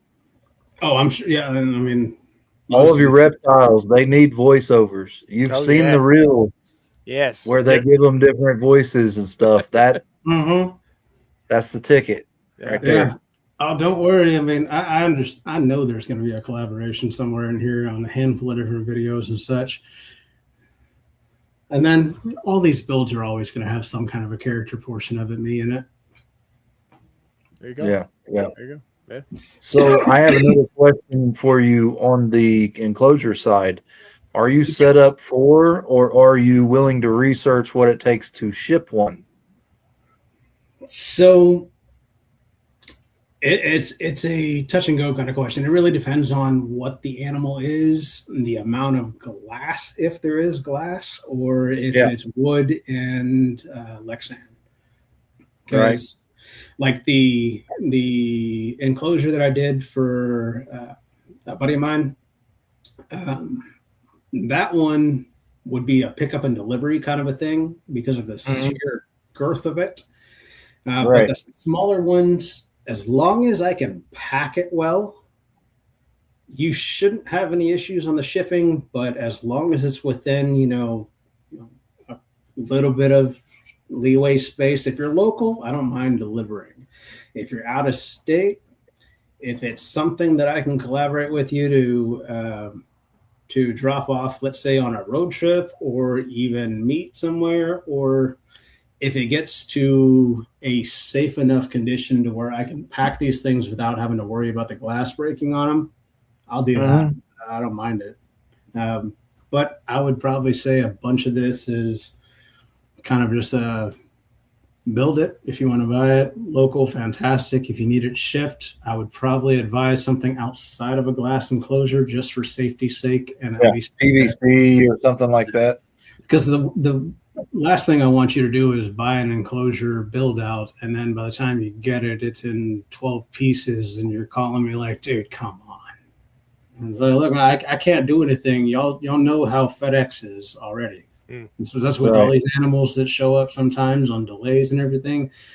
The enclosures are not going to be any different. They're going to abuse them just like anything else you end up ordering.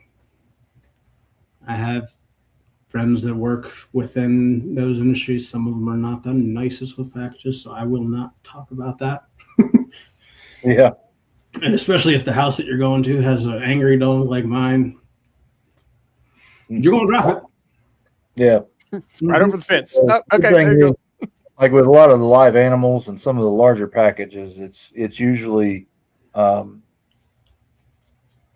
we go to the FedEx store or the FedEx hub, and so that cuts out some of that. It cuts out some of the riding and the long-winded ride on the all around town during the hot days and stuff like that. So yeah. See, and that's what I love about the FedEx pickup locations.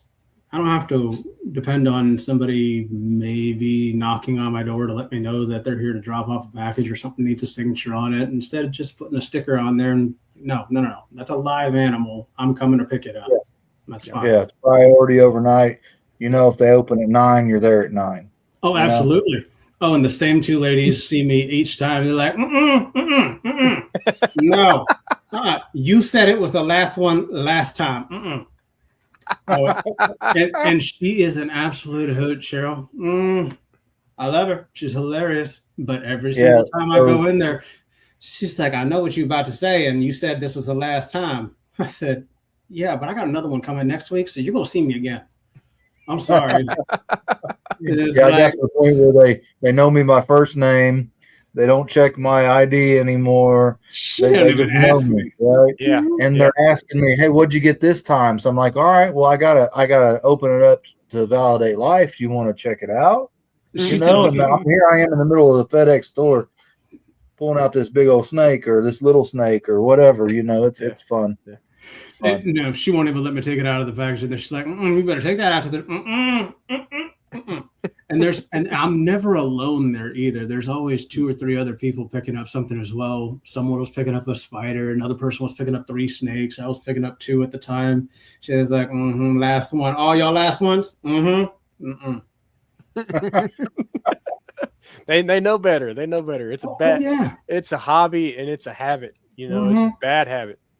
If cars were this cheap, we'd be in trouble. Yeah, we'd all have Jay Leno garages or worse. Yeah, no, I'm fairly certain that my wife probably would have left me had this hobby been something more expensive. Mind you, I got out of buying and or playing games for guns. I love it. I'm a huge fan of hunting and everything like that. Only for food. I'm not a sport hunter. Gotcha. Yeah. I agree with that. If I'm gonna sport anything, it's gonna be a clay or paper target, or something. Exactly. Yeah. Steel target. They have a very I do the reloading my own ammunition. I do a lot of gunsmithing myself. I have quite a bit of a collection, so I like to eat. So if it's fast food, I'm gonna hunt it. Yeah. That fast food is probably the leanest thing we'll end up putting on our plates, though. Oh, yeah. Yeah. And not just because it ended up leaning against the fence afterwards. Yeah, well, they say deer meat is the cheapest meat. It's just under $1. Yeah. Man. Now, it's probably so. I don't know how true this is, but you know what? I'm not even going to go into that because I'm not trying to be a conspiracy or anything like that about these little ticks or something like that they're trying to put out there to make us allergic to red meat. Again, I said I wasn't going to go into that, but it's okay. Don't mind me. I don't believe it. I know somebody who's got that. Alpha Gal, I believe it's called. Yeah. Like she can't even be in the room where they're cooking meat. She can't go shop. Yeah. Oh, poor it's lady. A real thing. That's awful. I couldn't do it. If I was allergic to red meat, I couldn't do it. I couldn't live anymore. No, hold on. I want to be a part of. I'm not going to hate on, vegetarians or nothing because don't get me wrong, that stuff is still pretty delicious and my food loves it. So, well, that's what I'm saying. My food poops on their food. Exactly. I eat it too. So give me some good Brussels sprouts and squash and asparagus and stuff like that, and put it in a full packet and put it on the grill. And it goes really good next to them ribs that I just got done smoking, or really good next to that brisket. See, and that was the problem with when I was a chunky dude. I used to love cooking. I still love cooking, but now I don't do a lot of it outside, mostly because it's hot in Texas. A lot of the year. Yeah. So I got to be at least willing to be out in the heat for longer than an hour. And nowadays with these, what are they, the pellet smokers, you don't even need to be outside. You just put everything in there, set a temperature, and just bounce. And I do need to come over there and hit y'all up for these endless shrimp. I mean, I see Mitzi over here commenting on it. Merch link in the bio. That's all I got to say. No, at that same time, I don't remember either one of y'all telling me to stop for some shrimp while I was out there. And I'm pretty sure we talked twice. There is a whole inside story on that. I will have to clue you in. You're gonna have to be tuned into the inside joke because Moonshine was involved. Woo! Yeah. So, and I'll tell you that is not the meat you think you're talking about. Well, nice to meet you too. That's why he says all you can eat for $6.99. Do you get it? I do now. Again, I'm slow, but thank you for drawing me a map. Is it next time? Throw some color. Shrimp and beer. Oh. So next time I come see you, I got to bring shrimp or I bring the beer. Got a little gas up under there too. You bring the beer and some moonshine, and then he'll reveal the shrimp. I'm not huge into seafood though. No. Oh, goodness. It's expensive. Hey, it'll grow on you. I'm sure it will. I don't want to be there to see the extended footage or square footage or whatever.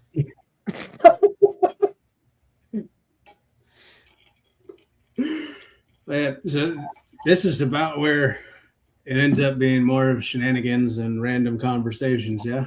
Yeah. I wanted to make sure I didn't need to keep giving you information. These things are fun though, man. You don't really gotta try. Well, hey, you got information? Give it to us. We're hungry. Okay. So we already know that we need to start with at least an enclosure of some type. Yeah. So one for the ones has to have the 4 walls though. Hopefully a front too. No. See, look, man, you can put a front on some of these aquariums. Right. So I ended up getting the front cover for this that actually has a door and everything. You can buy it from Reptile Basics. I think they sell them for like $36.99 or something like that. I don't have a link ready for it or anything like that, but I have one downstairs. But you end up just this little black portion frame on the top. I thought you had to take it out on the last one and ended up breaking a 20-gallon long, and then I found 2 more. So happy little blessings. But I ended up, ruining a 20-gallon long trying to take this black trim off, thinking I needed to do that. Don't do that. Learn from my mistakes. Save yourself $50. Don't ruin that. So once you clean this off portion, make it a little bit, sand it down a little bit, try to get some of that shiny portion coating off the inside lip. Run yourself some of this little GE.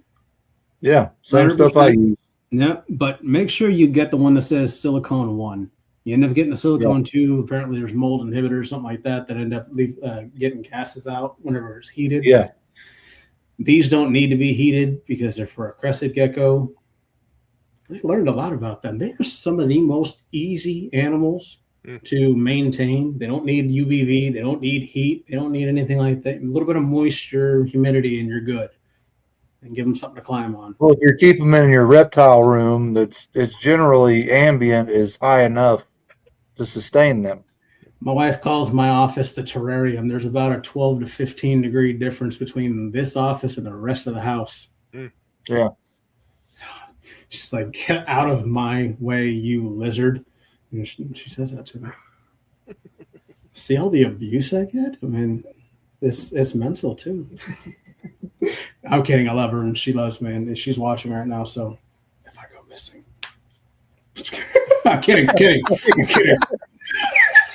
She doesn't beat me, I swear.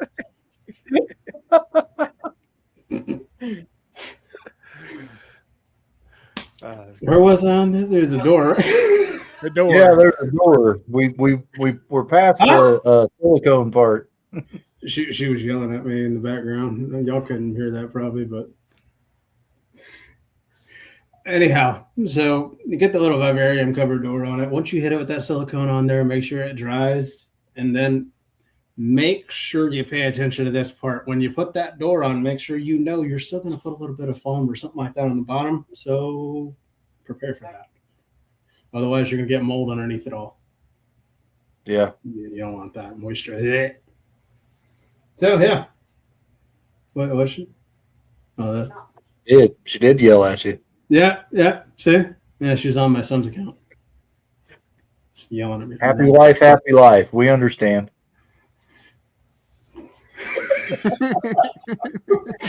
I'm kidding. No, she's probably the only reason that I have gotten really this. She just wants to see me happy still. And gotta love her for it because she really is doing everything she can to help me get through all this. But these things, yeah, no, they're fun. Once you get everything set up, what you want, and draw it out. Like I said, you're gonna end up doing this 3 to 4 times because the plans never go the same as you want them to, ever. This has gone through 5 redesigns. Wow. And I've taken like 3 pieces out of it. Yeah, a lot of that is semi-documented through your process. So. Mm-hmm. Yeah. I didn't want to just, info dump it all on y'all, so I'm spreading it out. We're doing smaller videos. There you go.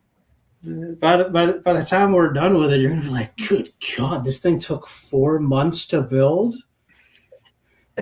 No, but if I spread it out like that, maybe.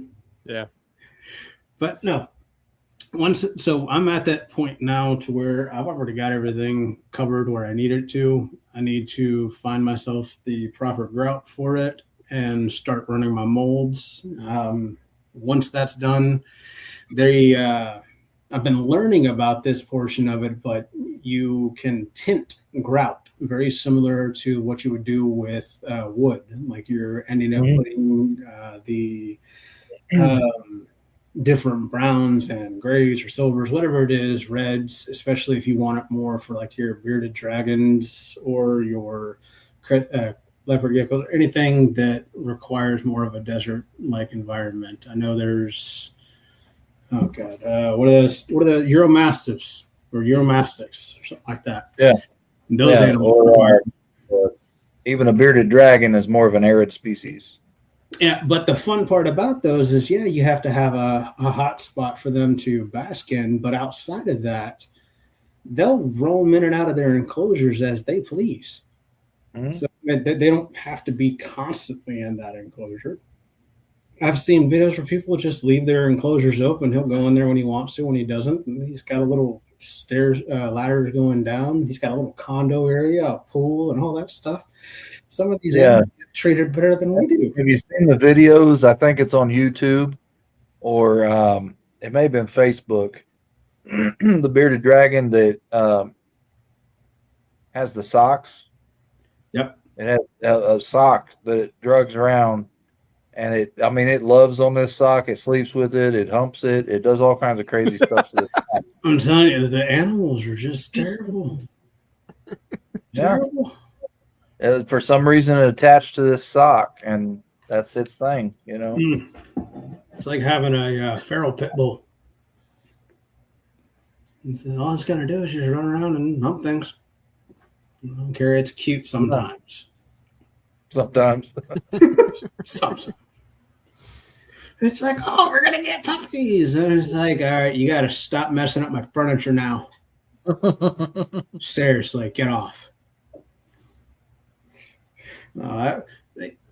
As these pets grow up and get older and all that stuff, you end up finding new ones to add in there to it. I feel like I'm going to have a really easy time doing that with these snakes, though, because as you get to the point to where they're phasing out of their birth plan in your breeding program, you end up wanting to take it out of the program because you want it to at least have a life rather than being just a mill. So that's why some of these get these little retirement enclosures here and there. But mostly I just wanted them to have something bigger than a tub for the time being. That because I haven't been able to display animals like this before, or everything was nothing that eats. And my dad can attest to that, and I'm sure he's in the chat somewhere if he's not already asleep. But nothing that eats at all. So we had to sneak things in. Dogs, cats. There was a moment in time, and this is going to be horrible, ratting myself out, and pun intended on that word. When I was in high school, my first year, two of my best friends and I, before I moved out here to Houston, had gerbils that none of our parents knew about. And we used to bring them to school with us every single day. Traveling gerbil? For real. My man, I had a pocket rat. That's gold. My man was snacking on Cheetos, Cheez-Its, and the occasional tater tot. And I blame myself for this, but at the same time, I also blame my ninth grade science teacher that was also an avid animal lover. She had a pet hedgehog in her class, which I absolutely love, and I still want one to this day. But until I can get rid of some of the animals in my zoo to add new exhibits, I can't do it, my wife says. Which is why I have to settle for that raccoon covering up Sassy Squatch instead of having my own little rogue trash can puppy. Yeah, I would love to have those little micro squirrels. Are you talking about sugar Those glider? are cool. No. Yeah. They got sugar gliders and they got micro squirrels. Micro squirrels. It's different species. Yeah. All right, so I can't quite say that word around this house because my dogs know that word. And Squirrel? there's an abundance of them. I guarantee if my dog starts barking, you say that again. If my wife's watching it downstairs, I promise you I'm going to say, That's hilarious. And if they don't take you out going to the door, they're going to take you out at the door. Yeah, so we have most of our dogs were like 3/4 hound. So they were hunting dog, you know what I mean, without being a hunting dog. So the female's gone now, but their mother was a full-blooded red bone, and their father was a leopard cur hound pit bull mix. Oh, nice. And these things were vicious. Like they would snatch birds out of the air. Yeah. Yeah. And we had a groundhog family underneath our shed one time. They would tunnel under there, get a hold of them. The older dog, the female that had passed away, she got sprayed by a skunk one time and got in our yard. Oh, man, those are the worst.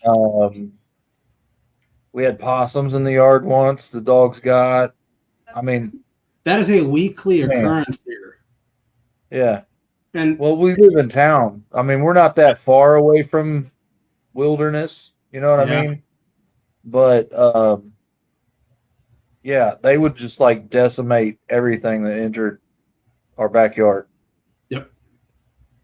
See, that's why I got to go out there with them most times. Yeah. African dormice. Oh, nice. Look, and the main man himself right there, Third Coast, he breeds everything. Yeah. Oh, yeah, he's out here by me. Yeah, everything. He is. And he's got everything. No way. See, you can't say that. See, and he already said it. He said, yeah, the whiter they are, the more money they bring. See, I guarantee he's got some. Yeah, guaranteed. He breeds. If it can make babies, he's got it. He said, "Don't tell nobody." My man. Yeah, don't share the secrets, right? I ain't got nothing. You can't prove There's my man Bosa. I'm glad to see you in here, brother Bosa. He actually just pulled a clutch himself. Oh yeah, I saw it on IG. Yeah, there's a couple of them. Did. Yeah. I'm gonna have to check that out. I must have missed that while I was working today. Yeah, it real beautiful female. I mean, real beautiful female. Man, I'm having a real fat guy in the refrigerator moment every time I go in that incubator now. Sitting there looking at my lunch meat like, I don't care how long you're in there, I am still going to eat you. Yeah. Well, I'm said in the chat today, I spend all my day at work thinking about them and all my time at home licking the refrigerator glass. My nose pressed up against it, looking at them like, yeah. So normally I'm a set it and forget it guy. Like that one. When it gets really close to the time that they're supposed to be hatching off, I'll glance in there a couple times a day through the glass. But I don't take them out for nothing. I don't look at them. I don't open the door. I walk by it 99.9% of the time. But this clutch I got means something. Like I'm super excited about it. Absolutely super excited about it. See, I love projects like that. Like I can't 100% relate with it right now because this is our very first clutch ever. So I would assume about the same feeling, but yeah, just like you said, man, like a fat kid looking at the last Twinkie in the box, brother. You just sitting there and giggle. I mean, it's extra for me because this is an African import dinker. Oh, Yeah. this is a project. That's that one. Like, and I do firmly believe that she's genetic because I have one of her offspring. It's a GHI dinker, 100% het clown. It's a male. It's actually starting to pair this year as well. But she dropped a clutch 10 beautiful eggs. Nice. And that's 10 chances at me seeing her in another snake. You know what I mean? Yeah. Yep. I believe, like I said, I already believe that it's genetic. I just got to prove it, right? Oh, there you go. I got to say, look, here's mom, here's the baby. What do you think? You know, I was actually thinking about you as I was cruising the Morph Market page when you were saying, hey, find me a normal. Like, yeah. How about something that we know that's just a half of a recessive gene? Then that's it. Well, that's what I'm saying. That's the whole point. Yeah. You won't find a normal that's not het something. Yeah. I was gonna say I'll send you one of my het ultra male het pied boys, but I figured that would be a little bit of a waste of time for you. Look at this guy. Oh, for you. Hey, look, this is the whole reason why I told you in the very beginning when we started this that I was finally excited that I found my full ultra male female today. Yeah. So he, and I have no idea if I'm pointing in the right direction, but over here, that's his jam, ultra male pies. How? Yeah. So come on over there, sunshine. I actually have a male ultra pied already. Is he available? No, he's my breeder. No, he's not going anywhere. No, I'm talking about available as in not putting in work. Oh, no, he's got a pairing right now. He's not right. He's not. Like right now, physically right now, he's not in the box yet. But I'll get him out. Give me a second. Is he hollering at Is he hollering at one of those Scoodle noodles? No. His lady's been a little bit uptight. Honestly, not really. She's a prude. Yeah, she's a prude. A little bit, just a little bit. But I she just doesn't like to put on her back. Yeah, let me give me a second. I'll get her. Go ahead. We got. So Third Coast is asking where you're at. He said you said you're by him. Yep. So he's actually on the southeast side of Houston. I'm on the northwest side of Houston. There you go. Yep. So I'm over here by Splash Town and all that stuff. Here's another Texas local, Mission Wharves. Oh, that's the hat that John was wearing. Yeah, no. I think I just followed him. I want to say I've had a conversation with him about something that he had recently too. Yep. Yeah. My man Lance, he snuck in here. Yeah. Nice. Pretty. Let me blow you up, John. Let me get his head out there. Oh, very nice. That's a pretty one. Yep. My buddy Turbo, Mr. Brandon over at Peace and Pets. Oh, that's my guy. So the craziest thing ever, I bought a group of snakes from him a while ago. And I bought a leopard pied female, a leopard pied het ultra male, and a GHI het pied female, right? Because I needed more pied project stuff. Yeah. That was my main focus. And then I was like, okay, the male, he's got the het ultra. Ultra's in my future, right? It's going to be in my future, right? Well, come to find out, that's the dad to the male that I have. So now I have mom, dad, and their son up there. And you're trying to start a family. So I got a whole little family going. It's great. Yeah. So this comment right here is exactly why I was so grateful. I've got a friend that owns a liquor store, and he had a handful of the upright beverage coolers, the commercial ones. He even had one that had double doors sliding door.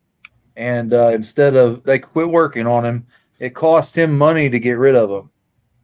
What? So he was glad to get them out of his hair, and we were glad to take them. And now you see what I'm looking at. Look, before I even I say mean- this, I'm gonna have to tell Third Coast to stay on his side of town for it because the 50-50 split of Houston, okay? I'll take the north side of it, you take the south side, but I need an incubator, a bigger one, because the little mini fridge that I have may be available for 2 clutches at max, and then she's done those. Yeah. The one I built out, I could fit 4 clutches in. My second season, I was already planned out, outgrow it. I had this in the bank, though. It was out in the garage. I just went out there and built it out. Yep. So there is pictures of it on Instagram. I don't think I have anything on YouTube over it, but I did it fancy, right? I've got LED lights in it. It's got the clear glass front, I got the fan in there, 12-inch heat tape all the way down one side, across the bottom, up the other side. Everything's drilled and ran. I even took the square plates in the back off so I could hide the wires as they ran up Nice. and out. So I mean, it was a to do. I was way more nervous about it than I ever should have because it came together beautifully. And I'll let John tell you how much variance is in this thing. Well, like 0.04. Yeah. Would you have a micrometer in there with it? No, I'll kind of go V those pucks, the Go V pucks. Oh, yeah. I've got like 9 of them in there, and I set them all in there in all different places just to vet the thing out. I put a couple of them inside of tubs, without the media in there, of course, because at this point I wasn't concentrating on humidity for the boxes. It was just to test out and map out this enclosure to see if I needed to put another fan in or something to circulate more air to get it more even or anything like that. But any area of that incubator has a 0.04 variance. Nice. And the thing only moves 0.05 When you open the door. from on to off or any variance. That is all the variance, less than half a degree variance. That's the whole swing. That is amazing. Yeah. So I it's think built like a tank, and I'm super proud. And I'll tell you what, when you get to the bigger, like the commercial incubator build type deal, where you get the commercial freezer or fridge, Vaseline is your friend. You take Vaseline and you put it on that seal, and it'll rehydrate it. Oh, Make sure it seals. brother, you got to preface that one. If not, when it's sealed, so like because it stays closed for so long, like from the time that you open it to the time that you open it the next time, it dries out. So like it sticks. Like just notorious for sticking. So you just, like you said, Vaseline on the inside. Next time you open it, you're good to go. Nice. I like that. Yep. No, now I got to start looking for another incubator fridge. But at the end of the day, just doom scroll marketplace, finding an old like Mountain Dew cooler or like Coke cooler or something like that, one of the taller ones. I can tell you that the one I have, the compressor was on the bottom. So mine's really tall, so it's rather top heavy. But I took the compressor out of the bottom so that I could run all my my VE300 underneath. So it's like undermounted. So like I can reach down just under the door and like adjust any type of temps or anything like that. It's not sitting up top. Sorry, my crib mister just caught me by surprise, man. He was in here too. You see this? Yeah. Man, sitting in the back like an old what are those little dolls that sit in the chair in the back, just I'm watching you, Father. What are you doing? Yeah. It's like that. Sometimes you kind of catch it by surprise. Like, Yeah. Bosa threw out what his pairing was a while back. And Did then he? I missed shout that. out to Mrs. G. Paul. She pulled her first bit of gecko eggs, which is Nice. awesome. Congrats on Yeah. her. I'm assuming on her Cresties. I would imagine she's big on the Cresties and stuff. How many people in this chat are a lot more 15 people watching on YouTube right now. that are well versed in crested geckos? Because I have one that has become increasingly aggressive towards me every time I handle him. I don't want to get rid of him, but he's being a turd. It is a male. Yeah, it's a lily white, gorgeous one, as Donald, the one that I recently posted. Beautiful, beautiful animal.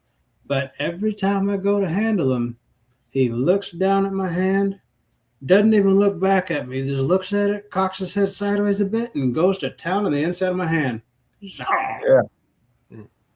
So I don't know if he's looking for a lady friend or if he's just naturally aggressive. Maybe I'm just not spending enough time with him. I don't know. I mean, Yeah, I'm not your Cresty guy. no. I've I'm had your snake some, but tamer. not. I've had some, but not enough to where it's Yeah. knowing enough about them. But yeah, they're So yeah, no, I got He tossed into these. he needs a little. He needs a little cloaca. He needs him a lady. He needs him a lady friend. And that's what I was thinking too. And I'm assuming in that situation, I had been looking around and I was like, man, I'd really like a Dalmatian. I love spots, which is what's got me hooked on these bananas and coral glows and stuff like that. I love spots or the super fires. Yep. I had no idea that some of these animals get spots, but now that I do, I like my little over-ripened cinnamon banana. Yeah. They I will give credit to the Cresties. They now have like confetti or whatever, like it's called confetti. It's Really? it's multicolored spots, so it's not just like one color. You're talking like red, brown, and black across the whole animal. So like my man's gonna have the funfetti version of crested geckos, man. They're not even gonna be scary anymore. It's gonna be like a unicorn biting you. Right. Oh, You look like at that spots. one. I do love spots, brother. And is that a lady? It's a male. Oh, never mind. I lost interest. No, I'm just kidding. Oh man, as much as I absolutely love spots, if that one were up for sale, I would have to say I'd have to hold off because my male to female ratio right now is so off. Yeah. So this one actually is a proven breeder male, and you got a little Casanova heart right there. Look at that. Oh, that's gorgeous. So he's putting in some work for me currently. I'm digging, dude. I love it. So he is a pied head hypo. I can make that. Nice. Yeah. Well, ironically enough, I'll actually have a starter kit of that. So the 4-pack that's in the incubator right now, Papa was a het, pied, clown, and hypo. And Mama was a full hypo Mojave. So no matter what, somewhere in there, I might actually end up with that combo, hopefully. But I'm also still rooting for your Bell as well. But if I'm going to apologize ahead of time. If I end up with a female Bell, she's not going nowhere, brother. I don't blame you. Yeah. I don't blame you. So I'm actually eventually going to move towards some bells. And I'm going to be particular on these. I want a 1.2 or a 1.3. But the male is going to be super Mojave, and the females are going to be super lesser. Ooh. Yep. So I'm going to have a Mojave lesser bell every single time. So now, if I understand those correctly, lesser and butter, if I'm not mistaken, give you a little bit more of a yellow spine whenever you put them with their allelic combinations. They can. Okay. They can. But lesser Mojave is the most pure white. Mm-hmm. Aside from super lesser. Super lesser is notorious for bug eyes and shark mouthing a lot more frequent. Okay. So that's why people don't tend to do super lessers. If you can get a viable super lesser, especially a female, you get her up to size, it's never a bad idea to put her to something with Mojave in it because of the bells that you're going to produce are going to be so pure white. They're going to be clean. They're not going to really have too many known defects. Yeah, not a whole lot of they variation. eliminate the shark mouth. They eliminate all. In my opinion, Mojave Lesser is the best bell. Now, there's other bells out there that give it a run for the money, but Okay. in my opinion, they're beautiful. That's the one I want to go for. So I feel like Mojave is going to end up being a niche corner that I'm going to end up sticking around in because of the vast amount that I'm going to end up having. Mhm. So when it does come down to you needing something, just give me a holler. I don't mind, getting you set up with one. Yeah, like a We can trade. Mojave red and ringer het albino het pipe. You over here going through my breeding plans? And she's got blackhead. Ooh. And she's got blackhead in her.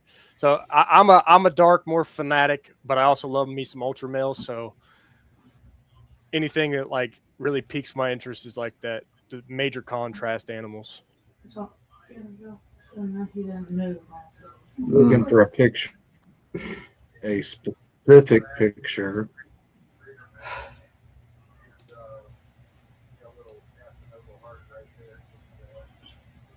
No, I have it in here somewhere.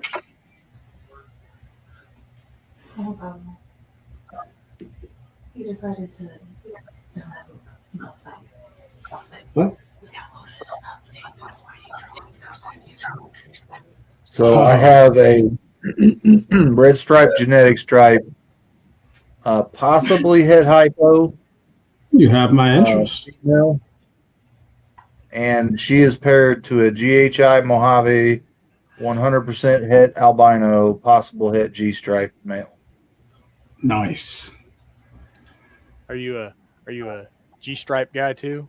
Look, I love pattern change, and that's something about me that I can absolutely openly admit. If it's got curves and beautiful body lines and different paint schemes, I'm going to be hooked to it.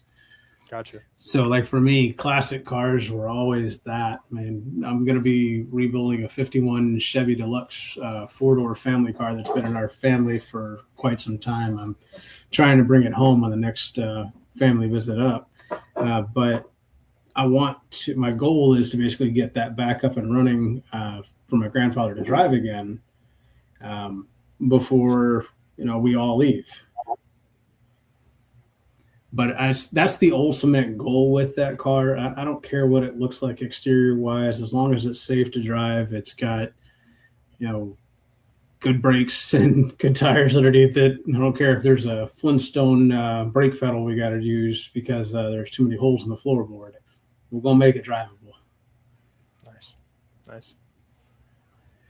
Matt, So the one that I would say that I'm probably looking forward to the most this season to put together, there's two pairings. The first one is actually the one I got from you, Carl, the Pastel Fire Yellow Belly GHI Het Clown. I'm going to end up putting with Lulu, the one that I ended up building that enclosure for, the Super Pastel Blade Het Clown, and at least get me some visible clowns out of this. But at least also spread out some of the genes in between the bunch and try to brighten up some of the yellow if I can. Nice. Yeah. But then I've got projects that are earmarked for years down the road because I bought babies, and we're just going to leave them to grow out safely. Ooh, look at that. That's pretty. I want to give credit to Third Coast for the buttless bells. I'm just saying that's pretty funny. Buttless bells. He said he's going to put buttered or lesser to make bells, and he's going to call them buttless bells. My man, I love it. That's good. That's great. Man. Hopefully you're hoping for that paradox with a little bit of streaking on it. That way you can call it a shit stain.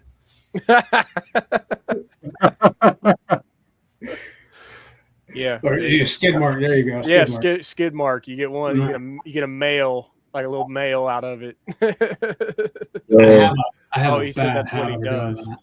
I said, that's So what's you up. notice on this male, he's a virgin male. She's a virgin female. Oh, They locked up, and you see where his head was. Every time I checked on him, he was down there checking out the business. Like, am I doing this right? yeah, every single time. Hey, coach, this don't feel right. I feel funny. I'm telling you, if you give me enough time and random conversations like this, we will make a handful of these videos with your voiceovers so that we can put some random nonsense out in the old interwebs for some smiles. We love it. Yeah. See, Mitzi gets it. Right. Man, so, all right, this one I got to ask y'all because I'm kind of befuddled with it, but I'm still trying to figure out what this girl is. And luckily, my son just told me she just shed recently.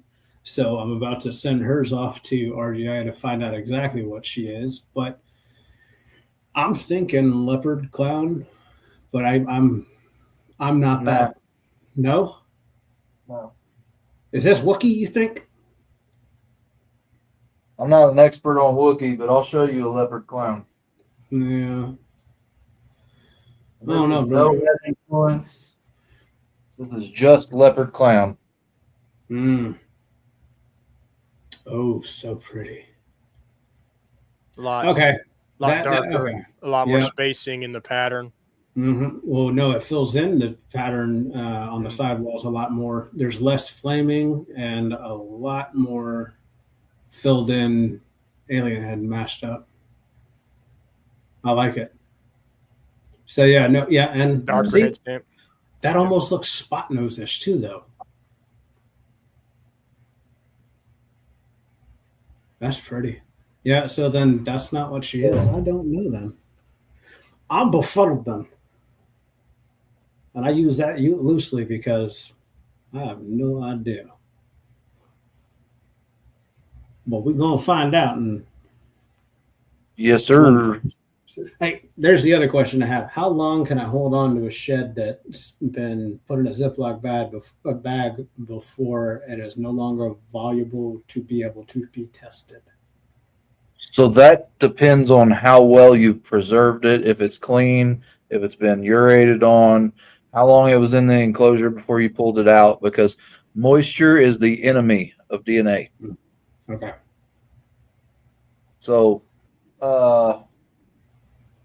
I usually hang and air dry them. You'll see sometimes I have them hanging on this rack, or I have them hanging on the dry bar over here, or one of the other racks or something like that, air drying for a good long while.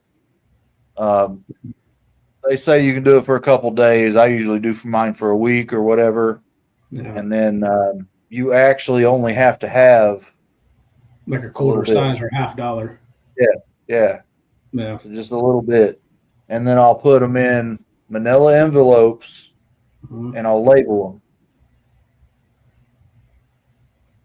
And they say you can keep them 3, 6 months, something like that. Oh, okay.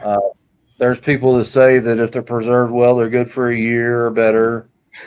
I don't want to wait that long. There's no need for a sale that long. Right. Sooner the better, in my opinion.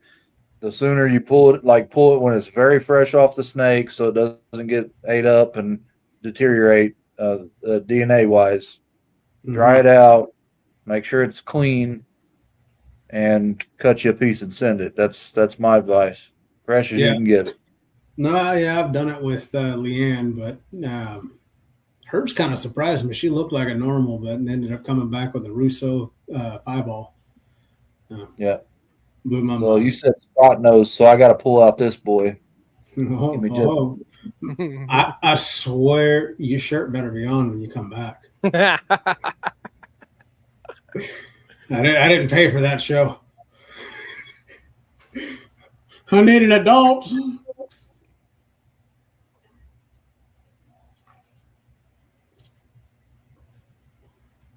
So I've showed this one off before. Oh Lord, here it goes.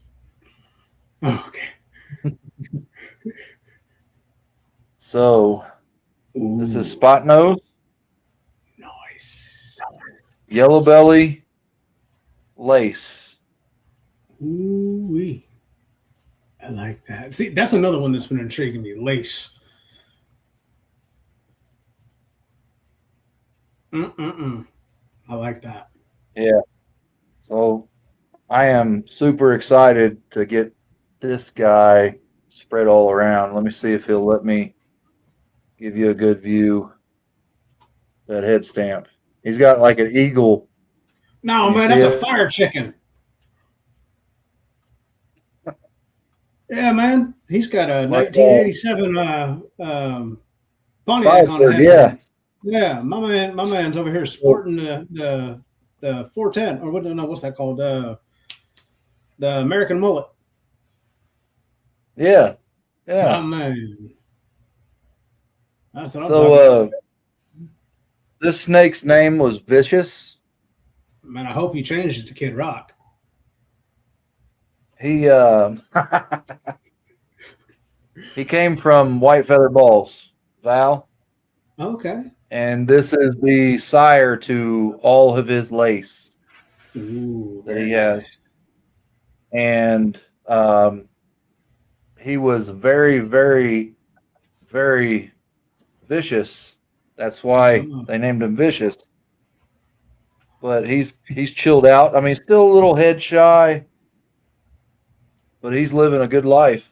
He's eating well. He's getting some premium cloaca. oh, He's happy here. He's oh, a little he is a fancy spicy boy. yeah. Matt, He doesn't like to sit still. He's not the one that will sit there and watch uh Dukes of Hazard or nothing with you. He's, But he's, oh, he's not this guy right here. This is Charlie. This is yeah. Gmall's man right here. oh, what's up, Chuck?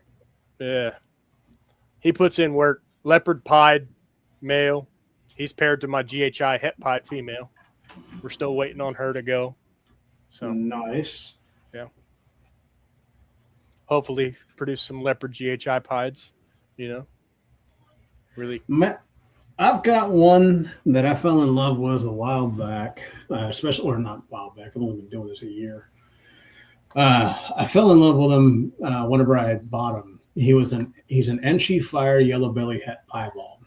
I call him Cowboy, but whenever I first got him here, I ended up starting out calling him Big Fudge.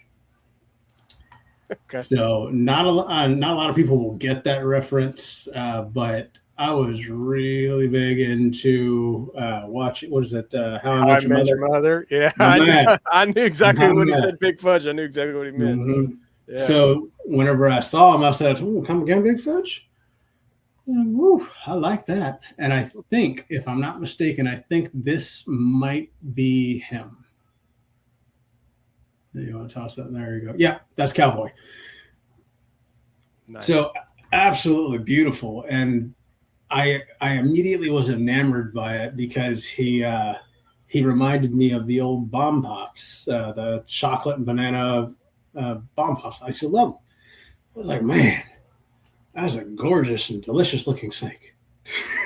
You could tell I was hungry at the time, but he's been an absolute dream to have. He's very docile and everything, but he has a 2 month to 3 month stint that he will go off of food and just refuse anything you give to him or present to him until it's breeding time. And then he'll start getting back on food again. And he's like, I need my energy now. Right now, I feel like he thinks he's too chunky. Gotta eat his Wheaties. Yeah, yeah. And if you go through my my little Rolodex of my weights on all these snakes, some of my males are a little fat. Nobody told me a weight range that I should probably keep these boys at. They keep gaining weight though. I think my heaviest one's like 1,500 grams or something like that. He's too much. Yeah, so typically 9 to 1400 is going to be a good breeder. Hmm. And I'm not saying a 1500-gram snake won't get it done, right? Yeah. But the heavier they are, the lazier they get. Yeah, and that would reign true because my banana cinnamon, I call him Muffin, ironic, but he is my heaviest male, and he's right at 1525. So he is my laziest, but I've also been pairing him with Nala, who is about 2700 grams. So I feel like the weight kind of works in his favor there because otherwise she just squash him. Yeah. And then I worry about that too. Do I how small of a male do I put with some of these tundras? So I typically like my males right around the 900-gram range Mm-hmm. because when they're putting in work and say they do go off food, they have a little bit of cushion, right? Mm-hmm. They can afford to lose a little and not be detrimental. Mm-hmm. But if they go off the food too long, I'll pull them and work on getting them back on food regularly before they continue breeding. Yeah. That's the brown Right. paper bag, drive around the block, send them across the country. Man, I swear I'm gonna have to do that for Cowboy. I mean, granted, he'll only drop around 100, 150 grams at maximum in between, but he's also like 1,200 grams, so I get it. Yeah. Well, Let they him- say, I've heard a lot, the 10% rule. Mhm. All right. So if he's 1200, he can lose 120 gram before you're starting to get concerned, right? Yeah. And then it's time to really knuckle down and do all these other little tricks. Yeah. Try different food, try live, try fresh kill, try frozen thaw, try ASF, try this, try that. I him in actually a- tried that this week too. Yeah, try put him in a paper grocery sack and put him in there with the rat or the ASF or whatever you're feeding, and just sit him on the table. Yeah. See, Check now on him. my only caution, because I for the most part will feed live ASF each time, and I've been told before, hey, if you're going to feed live, at least sit there with them, make sure that you're not leaving them unattended and all that. And if Cowboy's not going to eat it for a day or two, I don't want to sit here all day with him. Maybe an hour or two. If he doesn't eat it, pull it back out, and then play the cautionary tale. Are you going to bite me? No. Yeah. I do the same thing. I'll set him in there and I'll check on him, but within a half-hour window, if they're not showing any interest, Mm-hmm. that rat or ASF or whatever's out of there. Yep. Like, I'll get to you next week or 3-4 days later or whatever, See that? And I've been playing that game with them for the past 2 months. So I was like, well, you'll eat it here and there. So there's also another little trick. So you can get plain yogurt, not flavored. Okay. I'm following. And you get, so you know what a diabetic needle's like. It's a real small one. Mm-hmm. So you get one that the needle part comes off. So it's just the syringe. Okay. You draw in about 5 milliliter, whatever on there, based on the size of the snake. And you let it come up to room temperature. And you put that in their mouth and actually work that back. If you open their mouth, you'll see the little hole in what looks to be like a little tongue. They use that to breathe, right? So you want to be like when they're eating a rat, they use that to breathe. That's how they don't choke to death. It doesn't go down their neck and down through the windpipe. It goes through that little hole. Mm-hmm. So you want to run it down in to where that the plunger, the part where you grab with your fingers, is almost, it's right there at the tip of their mouth. And then you want to squirt that stuff in there kind of slowly and then slowly pull that thing out. You don't want to jam it in there. You want to ease it in there, lube it up with something something that's not going to hurt them to eat, you know? Yeah. And then pull that out. So that's a probiotic. It does the same thing for the snake it's going to do for you. It's going to boost the healthy biome in their stomach. Mhm. And 9 times out of 10, it will get them back on food. Really? Yeah. Well, Tips and tricks of the trade. Tips and tricks of the trade. There are a million other things that you can try. all right. Well, we're going to try this one first, and we'll see if they like me afterwards. I can personally attest they're going to wrestle you like no other initially. Yeah. But I mean, Leanne was the same way whenever she had that little, when I was posting these pictures in the ball python group, she had almost looked like a little bit of mouth rot just on the underside of her lip where a rat may have gotten her whenever she was eating.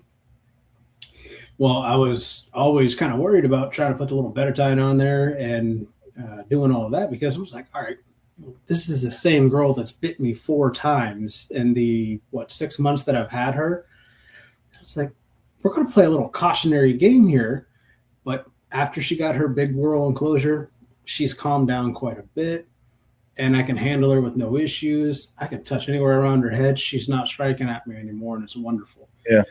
So I gained a little bit of trust with her, and I was able to dilute the betadine and was able to, clean it up for her and get whatever debris there was on there off. And after she shed this go around, there's no more redness. There's no more irritation or anything. She looks wonderful on YouTube. Has been very helpful. Mm-hmm. Yeah. I've got a girl that likes to rub a lot, and she'll get these spots on her lower jaw. Mm-hmm. I'll have to dress up, and she's a spider. She's a lesser spider. She was sold to me as a butter spider, but I think butter is less common than lesser. So I really think she's lesser. I have not tested her since they've come out with the butter test, but it doesn't really matter. She's a pet. Mm-hmm. But she does the tuck and roll. She's got the wobble thing on lock, nothing that I'm going to look to breed, but she does, no matter what enclosure I put her in, she likes to rub and fiddle around, and she'll get herself a little sore, and I'll doctor it up, and then it'll go away, and then all of a sudden it'll come back because she's still rubbing, and the vicious cycle. See, I wouldn't mind that. Just a snake that you're not going to breed, because I, just like you, I like what spider looks like, but I hate the fact that they've got some of the genetic issues that are involved with them, with the wobble and all. And being of somebody that has a neurological disorder, I don't want to have to take care of my pets the same way that people have to take care of me. I feel bad enough, but at the same time, I'm not going to say no. If it's a beautiful snake, I don't care if it's looking at the mirror and trying to bite the glass, I'm still going to love it. Right. Yeah, I'll pull her out. Y'all over here pulling noodles out and making me kind of want to play one of my noodles. I'm just trying to remember which one didn't eat. Right, yeah. I only ever I take out a handful. I'm very I usually feed on Sundays, and normally I have 100% success, like across the board. Like it's routine. They're on a schedule. They keep to their schedule. But I've been trying to dabble with putting a little bit more space. Just a little bit more space in the meals. Ooh, pretty. Yeah, she's a pretty girl, but you can see she's a little swimmy. Yeah. She's not the worst I've seen. And I've actually been treating her. You see that? Yeah. Okay, that's actually what I was about to comment on. She's like, she almost looks like she's got a little bit of shark bite to her too. Yeah, she does. She's got some shark bite. She's got that little nick. Mm-hmm. And it's not feeding because I feed her frozen thaw. This one. Nice. It's because she rubs, and it took me a while to figure out exactly what was going on. Yeah. Well, here, if this girl has shed, because my kid was telling me that she shed, I'll get her pulled out. I'll show her. This is the same one that I was just sending that picture of, figure out what she is, but at the same time, she's also really pretty to look at.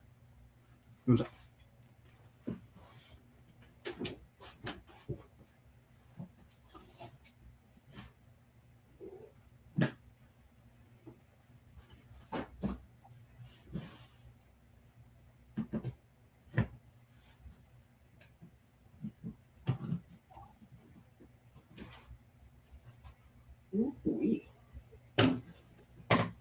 She's a big girl. No. Somebody's a little mad. That's what it sounds like. Somebody's a little mad over there. I got a couple that do that. Yeah, this one's a little spicy right now. She's a little upset that I took her out of her cozy coop. You'll have that sometimes. Come on now. Here, you hang out right here. You have to put my hearing aids back on. All right. So this beautiful girl is Marla. Marla was a recent donation to us from a young lady that needed some help. But trying to figure out quite a bit of spotting. Yeah, and that's what kind of made me think maybe leopard or something. But with her coloration and all, like it's Leopard's generally darker. Maybe there's something else in addition to the leopard. that's what I'm thinking. And now that I actually do have a shed from her because I knew she was going into it, we're going to pull a piece off of it. We're going to put it in a bag so we can make sure we figure out what she is. I don't mind spending a little bit of money on her, but I want to figure out what she is instead of playing the guessing game of what can we pair you with to maybe get something close to you. Yeah. So you'll want to unroll that and let it air dry pretty good. Yeah. That shed. Well, I figured I'd end up putting her back before I end up doing that. Yeah. I know she's a little hungry. She didn't get to eat the other day, and the shed was why. Yeah, she's got the typical normal clown head stamp, but that coloration and that spotting leads me to believe there is something else going on because typically the clowns are not just that spotty by themselves. No, and I mean, she's very chill, very docile and everything. I like her. But, I mean, if I can help someone out around here, that's fine. I don't mind taking in something. I understand things happen, life keeps going. But if you don't have time for your animal, I'm absolutely fine to help. Providing that it doesn't cause a big issue with the missus. I have to say that. Well, that and you have to vet and quarantine and, you know, all these other things. You got to make sure you're not bringing in something that's sick. Mm-hmm. Yeah, I typically try to ask a gang of questions before I say, all right, that's fine. Yeah. And there's I don't know if you know at RAL Labs. They're down there in Texas as well. Maybe Research Associates Labs, I believe it's called. I can send you a link, but you can do the NITO testing. You can get all the main top icky nasties tested for. Nice. Yeah. Now, whenever you buy those tests, is it just a single use test, or are you getting multiple uses? So you have to order in supplies, and I think you can get them in as low as a 5 count. Okay. I went ahead and bought the 50 count when I bought them. I mean, not like you're not going to use them. Right. Yeah. So I ended up re-upping on that as well. So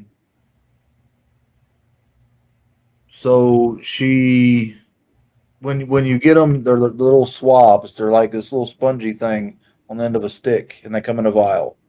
Mm-hmm. You open their mouth, you swab around in their mouth, pay special attention back there where their saliva ducts and stuff are, and back of the throat area, and you know, get in there real good, and then you put it back in the vial. You label everything correctly, and there's instructions, and then you overnight it or priority next day to the lab, and they'll invoice you through email. You pay for it, and you'll have results next day. Nice. Yeah. Yeah, I'd be willing to give anybody a try. I mean, I've Yeah. only used RGI, and it's only been the one time, and it's mostly because it's so heavily advertised, and especially on Morph Market. So Yeah.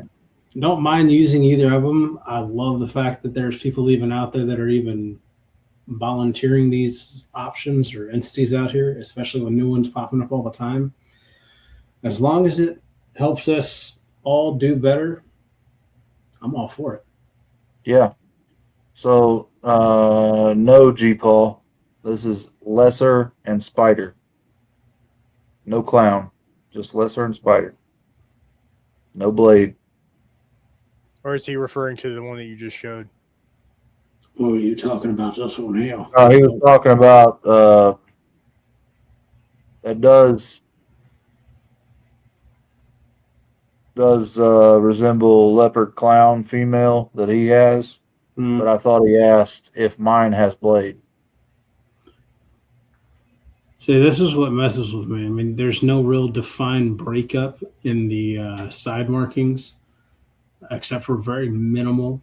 There's mild flaming, very. Yeah, to me, it's the coloration that doesn't say leopard, right? Yeah. So Yeah. if there is leopard in that, there's leopard in something else. Kind of a clean belly, which, from my understanding, I've been watching a handful of other videos. Apparently, Yellow Belly Complex has even more variety than most of us have really and even anticipated. Apparently, there's more breakdowns in their genetic makeup than just what they originally thought, or the little checkerding on the belly or anything like that. Apparently, there's a lot more cool stuff, and we're only learning the cusp of a lot of this. That's what excites me about all this. It's a constantly evolving and learning process. You don't get bored. Yeah. And like I said, I'm no expert or anything like that. I know some things. I have a sharp eye on some things. But no, G Paul, my leopard does not have blade. I'm just privy to my new hat. Yeah, so I know exactly who produced it, and I picked it up at their house. There's no blade in the pairing. That is straight leopard clown. Now, for those of you that have ordered company hats for yourself or anything like that, let me know who you all have used so I can look through the catalogs and see what I can figure out on my next design. So Unlocked Morphs, he can get you hooked up. Nice. All right. And he runs Forever Kennedy. Man, I thought you were about to say like Forever 21. I was like, brother. No. I was like, we don't even belong in that same vicinity. If you're requesting like information on hat blanks, like what blanks you should use, pretty standard. Most people use Richardson 112s. They fit good. It's a mesh back, snap back hat. It's adjustable. It's pretty good. Mid-level on the dome. Yeah. It falls pretty nice. They do offer an extra large version for your larger headed individuals, per myself. I do have some XL versions that allow me 4 snaps instead of just 2. So look, I know exactly what you're doing. Yeah. So my best friend knows. Nice. Oh, okay. Yeah, no, I've ordered some of these before. That, and we used to stock those when I used to do shirts and hats and all that stuff with a handful of companies growing up. Yeah, I like them. Now our man Third Coast here, if you're looking for something fancy, he's got some pretty badass hats that he's ordered for himself, and he can put you on game for that as well. But he's got one. He wouldn't even tell me the price because it's a premium. Ooh. It's one of those ones you got to order like 50 pieces to get the premium deal or something like that. Which, I mean, I don't mind. I don't know. You'd have to talk to him and see if he can put you on game for local, right? Now, unlike Morphs, he's the guy I will go through for my hats and things like that. He does the Forever Kennedy. He will ship to me. I've actually got a small order of some laser engraved stuff coming from him Nice. But I will be showing off. So I like it. yeah. So Forever Kennedy, he does the printing, he does embroidery, he does all kinds of things. He will do the graphic design for you. Like he is all in it, man. Man, that actually just gave me an idea. But the one guy that I know that was in the same field of career that I was, that made his own business as well, doing that, doing Yeah. custom car stuff. He does all the interior stuff. He does his own stitching on leather. He makes his own seat covers, everything. Guy is an absolute genius, very creative. But I know he's local, and I can always get to him as well. And I could just thought of that, all the stitching and the interior stuff. I was like, that's perfect. Help people around you. Yep. Yep. No, that's Yep. always a good thing. Yeah. No, but future projects, once these are done, I'll probably, so that enclosure that I built out to the inside, the 7-foot one that I did, if it ends Yep. up coming out when I'm done with all these and I'm getting a little bored, my plan is to create a big enclosure that I can house whatever animal I want without the wife having any problems with it. And it's already ready. Super door free tick. That's what I'm looking for. So 8 foot enclosure ish, probably. Because I want high percentage super dwarf. I want a little snake, something I can still feed a extra large or maybe even XXL rat to. but I just would love a really chunky no proof, but at the same time, those dwarfs get up to what, 8 to 10 feet? It depends on the Yeah. percentage and what locality.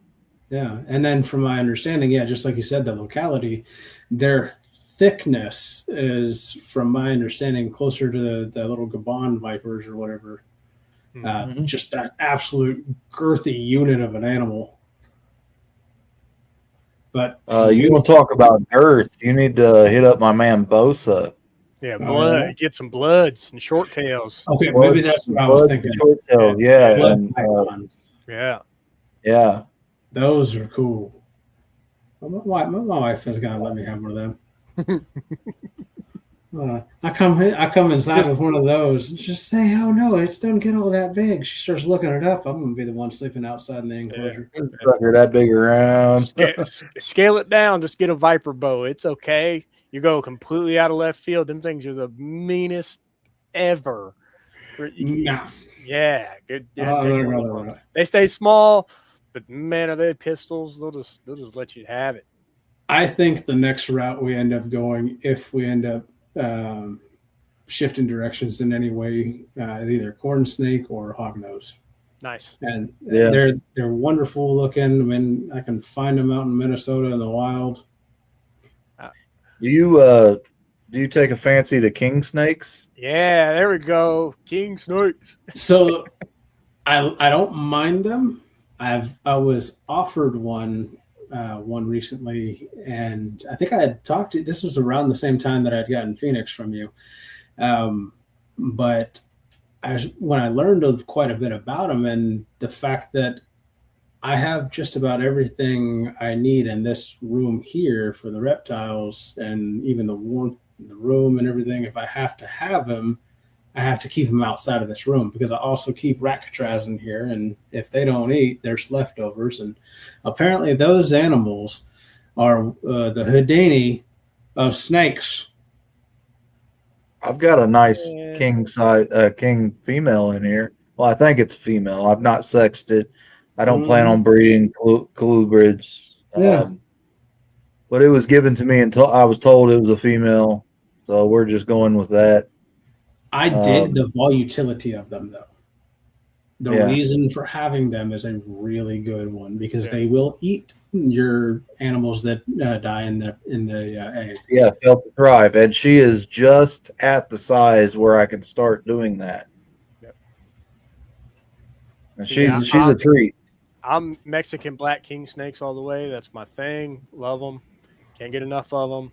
A jet black snake. It looks like a shadow or a blur moving across the enclosure at nighttime. Fascinating. And I just got a pair of them. We talked about it a little bit. You know, they actually just took a meal for me. Yeah. Both of them did. So, and I mean, I'm talking when I say the male, he can wrap around my middle finger, and I have to like zoom in to take a picture to get like a good picture of him. But yeah, overall, they're doing great. They're doing great. Yeah. And then, from my understanding, so these king snakes, what kind of enclosure do you have to have them in? Because if I've read correctly, because of their masterful escape artist abilities, you got to have something that can facilitate that. Yeah. Something that can latch really well. Yeah. You want me to put in your way too? So that's in a 10-gallon when she first came here. And you can see she's a little bit thicker than a number 2 pencil. Uh-huh.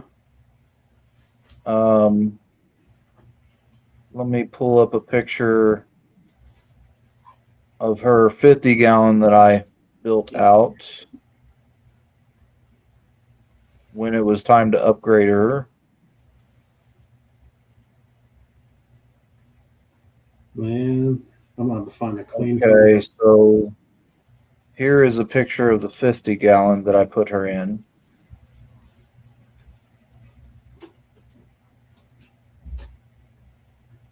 Ooh. Right there. See, Carl, you say you got no creativity. I like that. Well, I didn't say I didn't have creativity, but these are fake plants and stuff that I didn't have to build, right? I put it together, but I didn't have to make it. Hey, man, putting together and create is about the same thing. The only difference is a different brush. And then let me go back here a little bit. Oh my God, Heifer, did you soil the entire? Sorry, I'm unraveling this shed, and my girl has got this thing damp. I do want to give credit to Pythonic Obsession over there. He said with your tall enclosure, he said a coastal carpet or a bridals python would be perfect because they are a boreal species. Or Yes. Orga GTP, you know, go get yourself a green tree. So look, I have a huge fascination with those things, but just like I was saying in the beginning, as much as I would absolutely love a green tree python because they give me everything I want. There's beautiful colors, speckledy spots, and they look just so gorgeous. But they're a bit aggressive, and if I can't handle them one day, my old lady's probably going to just set the cage on fire. No, not actually, but right. It's just like, I'm not going to mess with that venomous little angry tree rope. Oh, look at there. With teeth like that, yeah. Mm-hmm. I get it. Yeah, they got some wicked teeth, no doubt. She gave me a full head too. Real nice. Yeah. So now I'm gonna have to have her come up here and cut this thing so she can have her head of the new girl that we got. Oh, I got scissors. I don't know if I can find this picture. I've got a picture of me with her outside, but I think it's on my phone and not on my computer. All right, Charlie. Putting too much weight on my head there, bud. My head's already heavy enough. It's got all that room for the brain. A lot of room for just open air, you know. There's not a lot of brain in there. Man, at least your last two brain cells aren't fighting over the last dinner roll. That made more sense coming out in my head. So I've got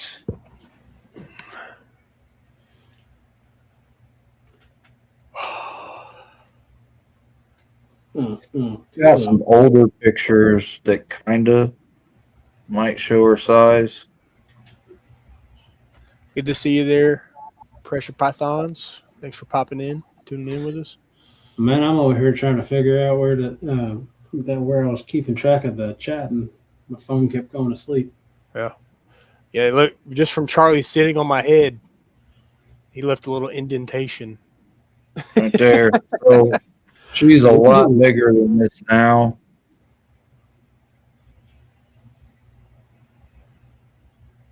Hold on, I gotta look up at my TV. Oh man, I didn't even see that little orange and white no rope on your hands. I saw the one in Satch's hands. Yeah. I had to look up at my TV. So she's a lot bigger than this now. Yeah. I'm gonna have to send you a picture of her. I know I got it on my phone. Oh, that's fine. She is quite a bit bigger. That's that king snake, right? Yeah. Yeah. They said from what I read, I think they get up to about 6.5 feet. About 4 feet, 5 feet, somewhere in that range. Again, it's depending if it's a male or female. Yep. But typically, a 4x2x2 is all they'll ever need. Typically. Oh man. Okay. And if you get them when they're real little, it takes them a while to get to the larger enclosure size. So yeah. I'm actually going to email this to me.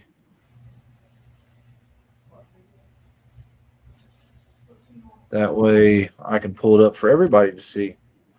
Daggone Grow gave me a real nice clean shed. There you go. You got a comment about house snakes too. Cape African house snakes. Yep. We've actually got 5 of those here. African house snakes are cool as hell. There's no two ways about it. So pardon me while I go to my email. No, I'm I not can seeing download this picture real quick. Here it is.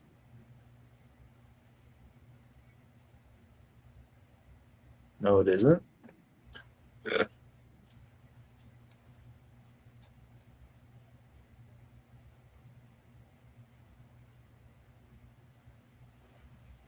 I put a clutch in the incubator last week. Very nice. Yeah. Man, I'm wanting to just take mine out. Yeah. Yeah. I'm kind of nervous about mine because they're due to their official 60-day mark. It's during Daytona weekend, so Yeah. So it might be I'm tuning in as Carl cuts my clutch of eggs for me. All right. Here, I'll be right back. If y'all give me just 1 second, I'll be right back.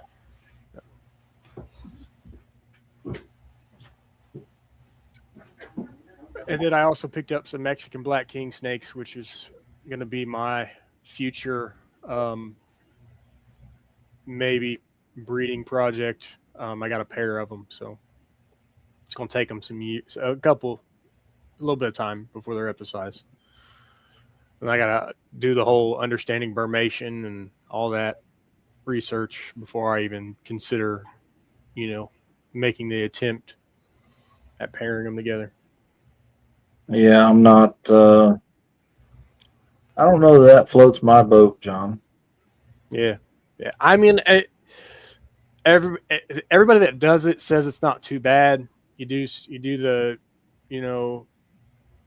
you just put them down. You take them off food for a little while. You make sure you maintain their water. You drop the temp down, and just let them sit and let them do their thing. And then just before, when they come out of their Burmation period, you start to warm things back up gradually. And then after a couple of days, you try to offer food, and then you can kind of rock and roll into your breeding cycle.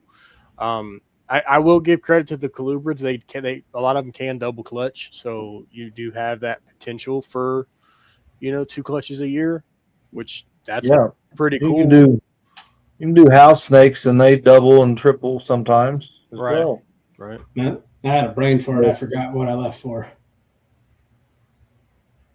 Hmm. I don't know. Probably wasn't that important. That's okay. That's okay.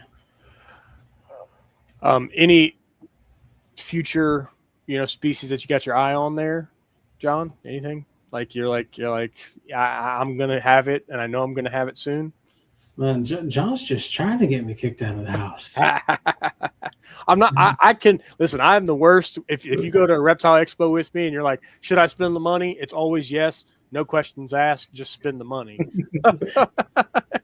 Who's good about spending your money? Carl spends my money. I spend everybody else's money. That's how it goes.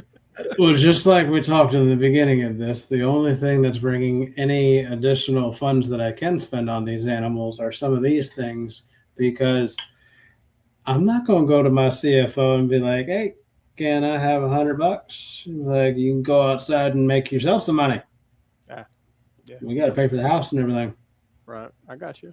So Okay. we're going to stick to them priorities just for a little bit. If I Yeah. can keep this paying for itself for the time being, that's my idea to try to stick with. As long as it doesn't get me into too much trouble, I can keep her off my back and try to make a little bit of money.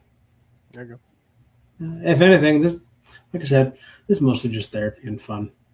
For sure. There she is. there. Man, that You can looks tell like there's my a big snake girl. there. And I got some pretty big old balls. Yeah. She's a beautiful snake. That's real nice.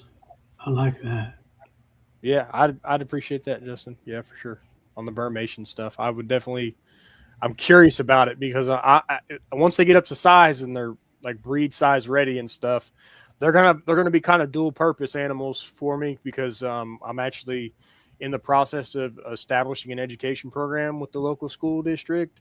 Oh, I yes. kind of got the foot in the door with the PTA of one of the local elementary schools. Nice. So I'm going to be slowly acquiring more species kind of as time goes on, as well. But Nice. we'll see. We'll see. See that here? Yeah, I did. I gave him a big thank you for that, because I am curious. I'm very curious because I don't even know what it is. Been trying, Justin. I'm I've almost been trying. embarrassed to say that. Well, so Burmation is something that colubrid species do. They go off food. You drop their temperature. It simulates winter basically, where they go in the ground, they burrow. I got you. And they come out in the spring, getting ready for breeding season. Yeah. You simulate that in like a more controlled setting.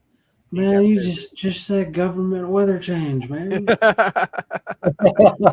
basically what we're doing to them. Right, yeah. So my man, Pressure Pythons, Justin, I think I heard him say that he puts them like underneath his house in like a crawl space area. Oh, okay. And that's where he brewmates, and it's perfect for him where he's at. Right. Nice. Yeah. I mean, Yeah, anywhere where there'd be a little bit more moisture, humidity. Moisture, cold, Well, damp. he's in Florida, so Yeah. It's already a swamp. Hey, but look, I love it though, because eventually, and this is where it goes into me getting in trouble by telling you what I want me a baby croc. There you go.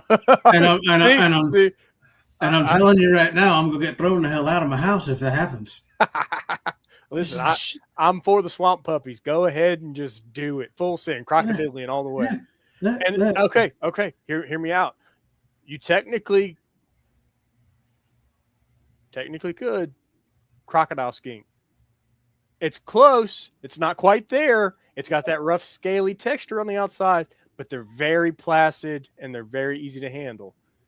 It's a good way to kind of get your foot in the door. I can hear her downstairs laughing. I'm just saying. They're adorable. They look like little dragons, because they got these like rough They do. scales, and they got these That movie How to Train Your Dragon and stuff, Yeah. man. Oh, I'm telling you. Toothless. Yeah. Yeah. They're a black Oh. black bodied animal. They got Yeah. red circles around their eyes. They're red eyed crocodile skinks. I've Cool. shown her those, and she's not upturned her nose at me, so that is a possibility. Yeah, see that's and you're But kind of I already told her that if I end up with one of those things, she already knows it's going to be called Toothless because go, I yeah. have a bit of an animation attachment. there you go. This is why my little leopard's het sunset's named Simba. I figured it was fitting. Yeah, see, and that's like a lot of people's pinnacle there, Justin. You know, Mhm. yeah, Black Dragon, you know, Asian water monitor. You know what? I've got to find that picture because that's actually what I made that enclosure for the other customer for. Hmm. I know I've got to have my email up here somewhere. But that was one that I wanted to try and show y'all. Yeah, I'm all for the Asian water monitors. You know, it's the closest thing you can get to a Komodo dragon. Yep. You know, very big bodied lizard. You know. Oh yeah, no. I learned a lot about them trying to build that enclosure for it because I mean that was my biggest apprehensive portion of it. Was all right. I know I can build an enclosure for this thing, but what do I have to make sure I have inside this enclosure?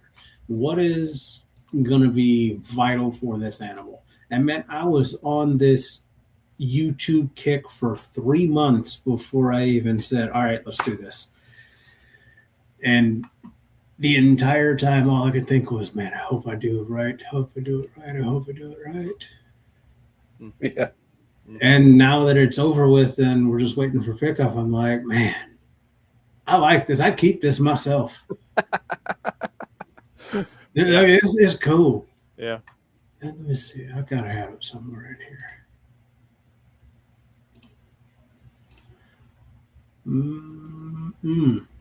Or you know what? I did post that one up on the old interwebs as well. No, I didn't. I was trying to keep that one under wraps. I gotta respect my clients at least until after the build goes to them.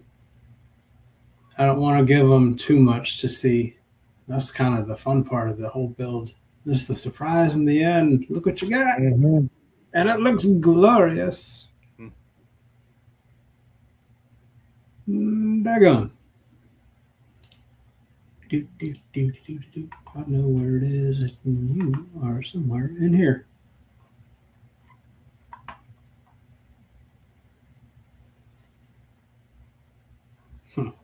Man, I might have to just put that in a video.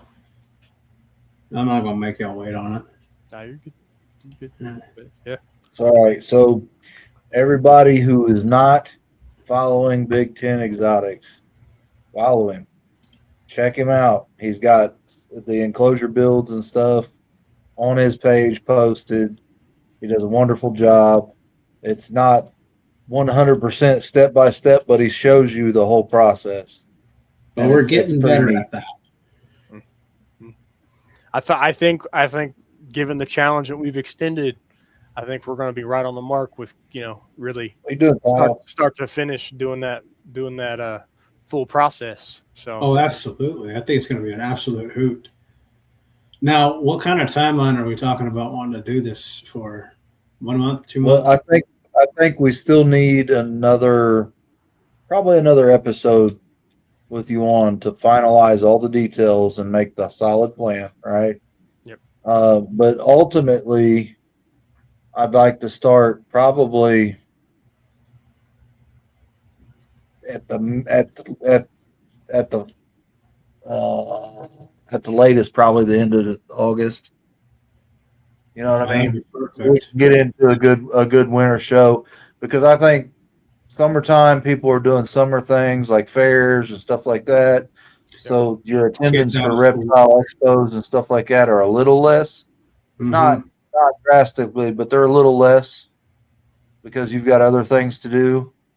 And I think to have more eyes on the enclosures and maybe more entries to win the drawing, I Yeah. think we're going to look more towards a fall or a winter show. You know what I mean?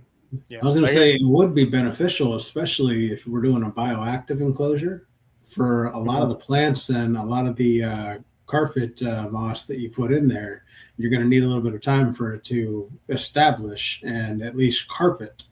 So if you end up doing that, it'll be a really good opportunity to let it get that humidity that it needs and to start building that plant life before you put something in it that may start to Right. Yeah. grow like Yeah. that. Yeah. And that was another thing. And now, granted, I'm not a professional, but I do know a lot to do with your bioactive enclosures are feeding the cleanup crew and getting everything started and even your plants, letting them take root a little and start Mhm. doing what they're doing, or doing what they're put there to do. Well, look, this will actually be my first bioactive build as well, like full bioactive. So I'm going to be right there with y'all, learning step by step, and hopefully we all do a solid job. Yeah, we gotta come together and figure out a list of like a couple animals. That way we can do like a full lottery roll to see who gets what. So that way Mm. you can kind of tailor yourself. Okay, I'm more arid. Okay, I'm more tropical, and like gives you that Yeah. diversity. Okay, yeah, like regions. Yeah, You already know you yeah, got your swamp puppies down this way, and then you got other items that are a little bit more arid or arboreal, yeah, and you've got ones that are more like your California cicadas. yeah, yep. Because I mean, well, that one actually won't work because they're huge. Yeah. I'm not making a 40 by 40 bioactive 40 feet by we're 40 we're feet. making a room worth of bioactive enclosure. Let's go. Brother, that's called a backyard. Yeah. We bought this shack for the yard. Don't you like it? Yeah. Before adding, Yes. yeah, absolutely. Yeah, Yes. yeah. We're trying to like create So this yeah, let's unique. catch him up a little bit because he wasn't in here when we was first talking about it. Yeah, That's So the fine. whole idea is we're going to get a few people together, 6, 7, whatever, and we're all going to have like a documented build. And at the end of the build for the bioactive enclosure, we're going to now John and I are going to raffle them off, not raffling, but drawing to win. So it's going to be a gift. Whoever at one of the Richmond, Indiana reptile expos, probably it's going to be, enter there, enter online. We'll do a drawing. It'll be videoed and put on a live, probably on Instagram. Um, and then whoever it goes to, it goes to. We'll figure out shipping. We'll figure out if it's cash and carry. Well, not cash, but if it's a carry out of the show, they will probably be able to pick up an animal there to take home with it if they don't already have that animal. So it's going to be like a whole thing. And we want to try to video majority of the whole process from shopping and picking things out and doing research to starting the build, phase 1, phase 2, phase 3, to the trimming, the spray foam, the whole thing, put in the substrate and the drainage layer and all this other stuff into it, and then introducing the cleanup crew and what we do there. It's going to be a whole thing, and it's going to take a while to be done. And I mean, be 100% honest with you, if we do it right, it may take several months to establish everything, right, and you may end up being a 2027 giveaway. We're right. going To to be have to put honest a with budget you. on this too. Hopefully not, but hopefully we catch end of year, winter time, like maybe late fall or like winter. But it really depends on what species we get because if you need something that's like heavily planted, like you said, it needs to take root and things like that. And then what we'll do, like the biggest thing is it's kind of like a final image shot. The other thing is a final image shot of like every participant, all the content kind of compiled into one like big reel video kind of thing, and then we show like a still frame of each one of the enclosures, and then everybody votes on it Whoever gets the most votes wins a trophy. I will supply the trophy. And Nice. I will supply the trophy and ship it to the winner, whoever it may be. Yeah. So we're planning on including some arid species as well, so that the whole fully established the quickest may not work across the board. and It is a neat idea if we were all doing a similar build. Yeah. Like, yeah.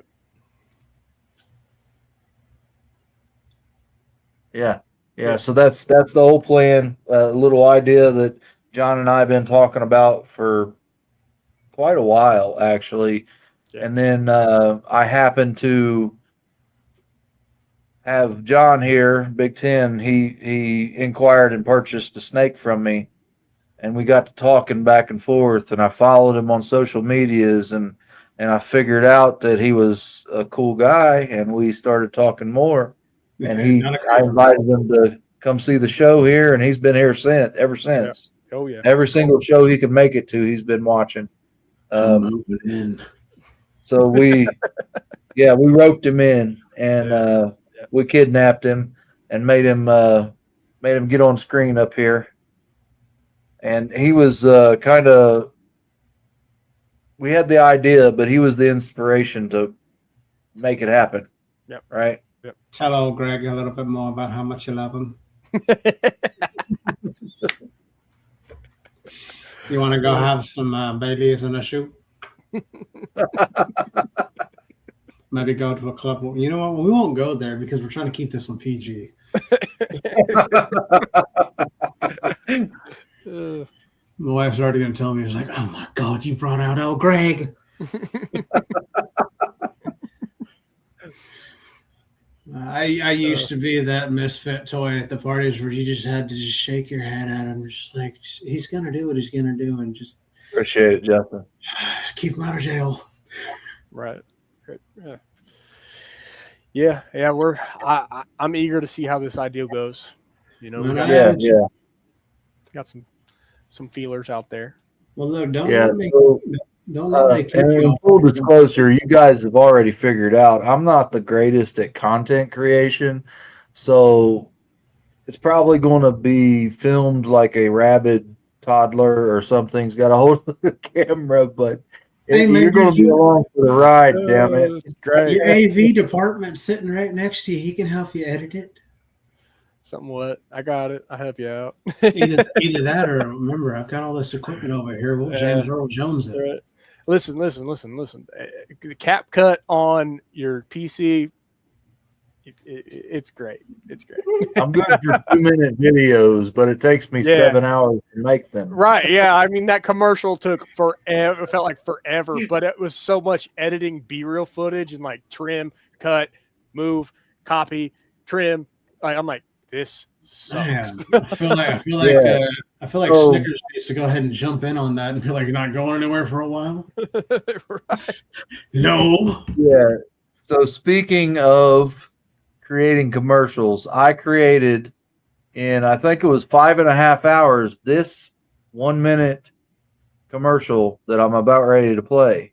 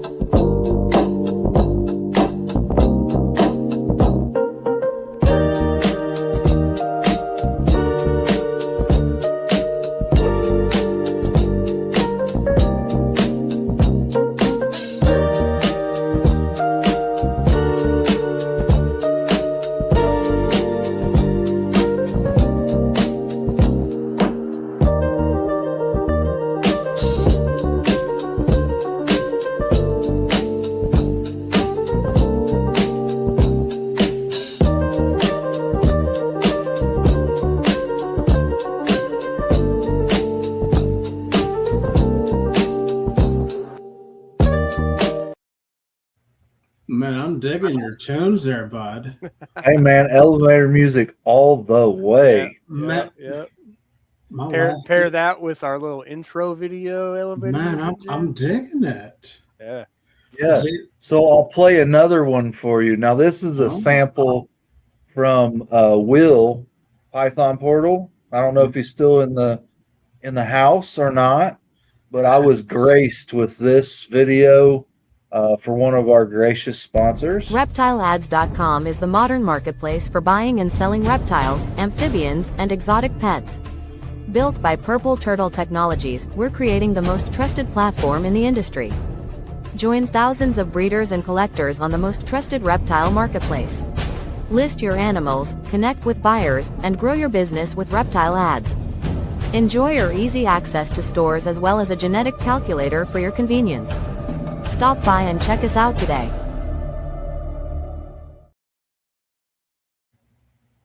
Very nice. So the word on the street is Zach is in the works of making a commercial to give out to everybody that sponsors Reptile Ads, so we can copy that, put it on our stuff, air it. So he's probably going to do a bang up job and make it pretty cool for us. So Awesome. I dig it. I'm excited to see it. I'm really excited. This sounds like a hoot, man.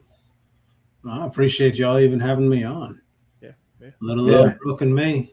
Yeah, you're good. You're good. We enjoy the company, and like I said, it really excites me when I find somebody new that I connect with and have so much common interest in and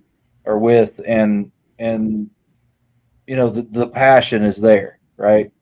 I appreciate it. Yeah, we're 100% about keeping the passion and taking care of the animals and supporting community and supporting the people that support us. And,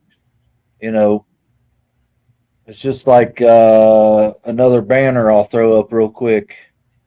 Right here. Deeds not words. Right there, fatmannation.com. Right there. They donate their time and efforts and buy these shirts, and they sell the shirts, and all the proceeds go to this camp that helps wounded veterans and first responders. 100. Now, this is one of those things. 100% proceeds. There's no middleman. There's no big organizer that gets the paycheck. They do all the labor for free, just because. 100% of the sale of this T-shirt goes to the cause. Man, I love it. Yeah. A couple of them don't even got some of the shirts, man. I love it. The fatmannation.com. Follow the link. Check it out. You have the option to donate. You have the option to buy. I think they have beanies. You can buy a regular shirt. You can step up to a $250 tier and you get a couple things that are thrown into that package, or you can go to the $500 tier and you get a bigger package of different things, and it's all on there. It's pretty cool, man. You'll at least check it out. You know what I mean? I'm about to release those Tarantaran photos of myself to afford it, but I'm on board. Hey, man, I'm all about selling food pics, bro. Yeah. I'm not exactly going out to the local runnings, even though I really wish I could.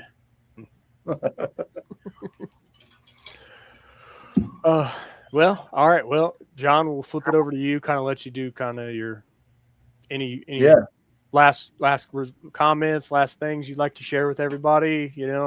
Final say, final words. If anything, I want to say I greatly appreciate y'all. Even having me on here, it's awesome to see what this community really is, and I'm happy to be a part of it. I'm happy to get to know a lot of y'all, even though I'm going to tell y'all right now, I will forget names. I'm not great with my memories, so time to time you see me and I'm blanking and I'm like, no Nintendo, just remind me. We'll get there. Either way, if you do decide you want to follow us, which completely voluntary, I'm not going to twist your arm, because some of the stuff that I post may be a little more off the color than everything else that I normally do with the videos. But if you do decide you want to follow us, Parkinson's and Pets and Big Ten Exotics on Facebook. Instagram, we've got our Big Ten Exotics there. I don't know if I did a Parkinson's and Pets one on that. And we are starting a YouTube, which may be where I put a lot of these builds on a little bit more in depth, really. I just don't want to flood Facebook with nonsense just to build an inconsistency. I'd rather it be more of a real community of people like this, because that's what I mean. If this industry does anything, and I hope it just inspires you to even try to do things on your own as well, because just like me, I've got champagne dreams on a beer budget, and right now we're just so we're gonna make it, and we're gonna try our best at it. But if I was only in it for the money, I don't think we'd be in the same position right now. This is something bigger than myself. I'm excited to be a part of it. I feel it 100%. But I'll go one step. I'll tell everybody, go follow him. I greatly Give him appreciate the it. support. Great guy. Show the support. There's so many people out there, and there's even less people that really deserve the support, right? And I think John here is one of them. So go support him. And when you get that YouTube made, let me know. You get it up and running, I will be your first follower. Will do. I appreciate it. Yep.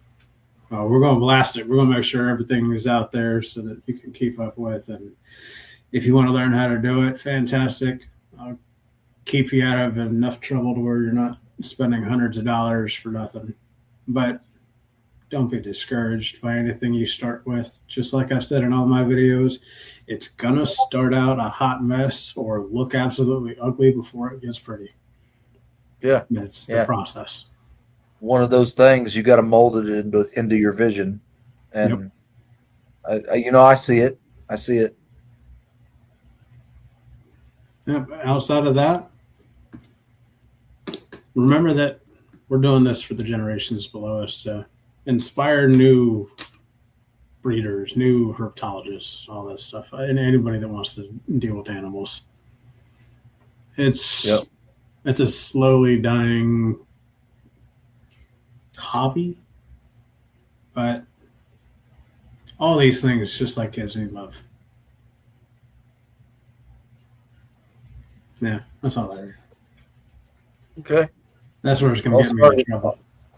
I'll start it off, John, because I know you're so much better at wrapping it up. Hey, it's all good. But I want to thank everybody that came out tonight in the comments section and showed support, especially the newer people that are in here that came out specifically for John. I appreciate you showing your support for him.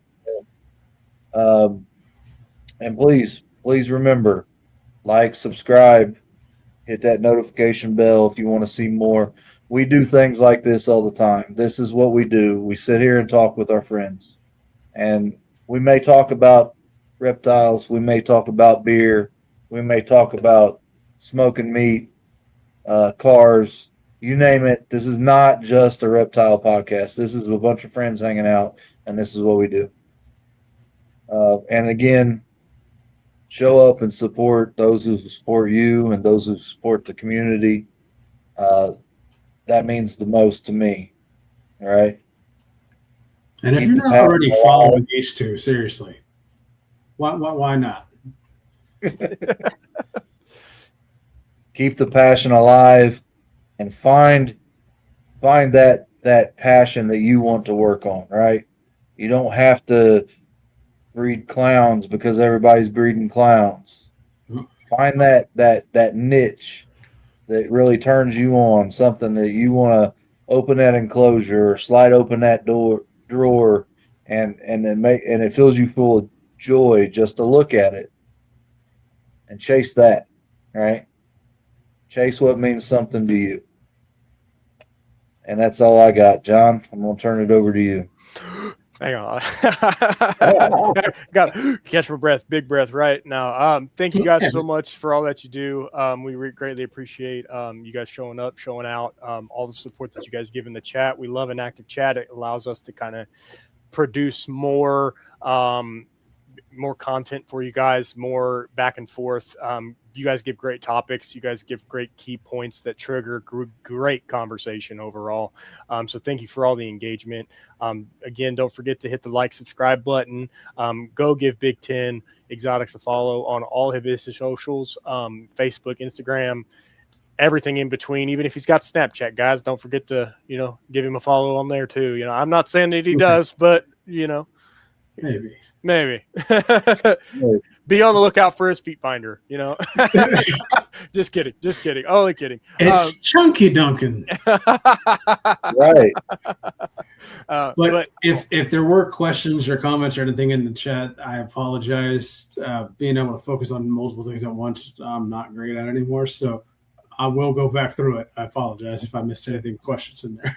You're all good. You're all good. But we thank you for coming out and hanging out with us. You have a great story. You shared your story, and we appreciate you being willing to do that. Not everybody is as comfortable or as willing to come up to this type of a platform and share amongst I don't know how many people we had in total tonight, but that number of people, most people aren't that same level of comfortable. So we thank you for all the time that you shared with us and all the ideals that you shared with us. And we're really looking forward to the competition we got coming up. We'll iron out more of those details. Again, guys, be on the lookout for more content from us on the Breeding Grounds Live channel, as well as on our personal pages over on IG, Facebook.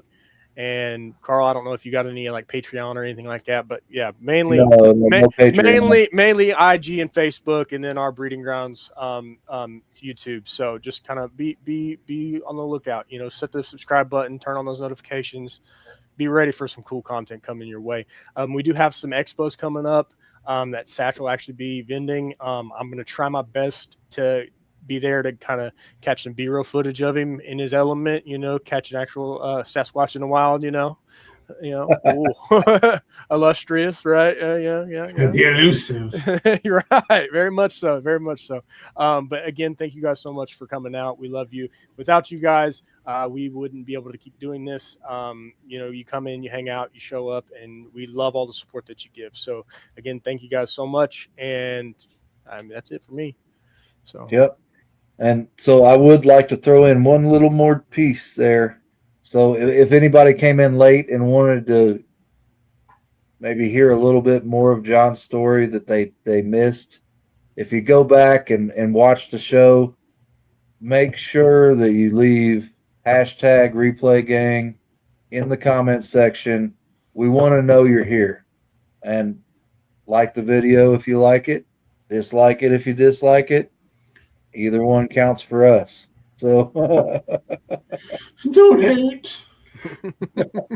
Nah, if you hate, it's all right. Yeah, right. But I appreciate the love. Everyone. Yeah. Well, John, I'll add, keep the link. It stays good. We recycled the same link. If we have an open panel and you want to pop in, use it. I'll be sure to. I'll pop in. Hey, good eye. Yeah, absolutely. With a comic relief for the evening. There we go. We always need that. So. Yep, absolutely. So I am going to change up our outro really quick because I've already played it. And we're going to let's do the all podcast.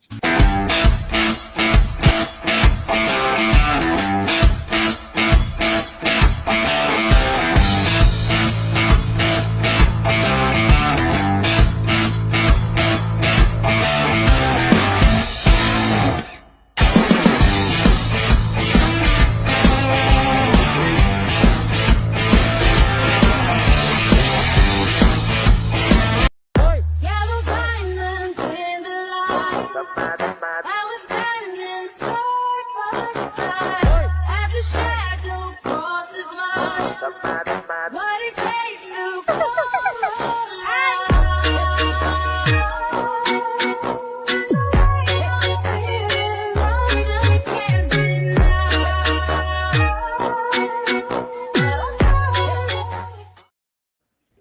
God, one more time. Bringing me back to All my right. DJ days. Hey, Ricky, what? Yeah. So we had a little bit of technical difficulties. We're going to actually end the stream now. Thank you guys so Have a much. good night, y'all. Yeah. Have a good one.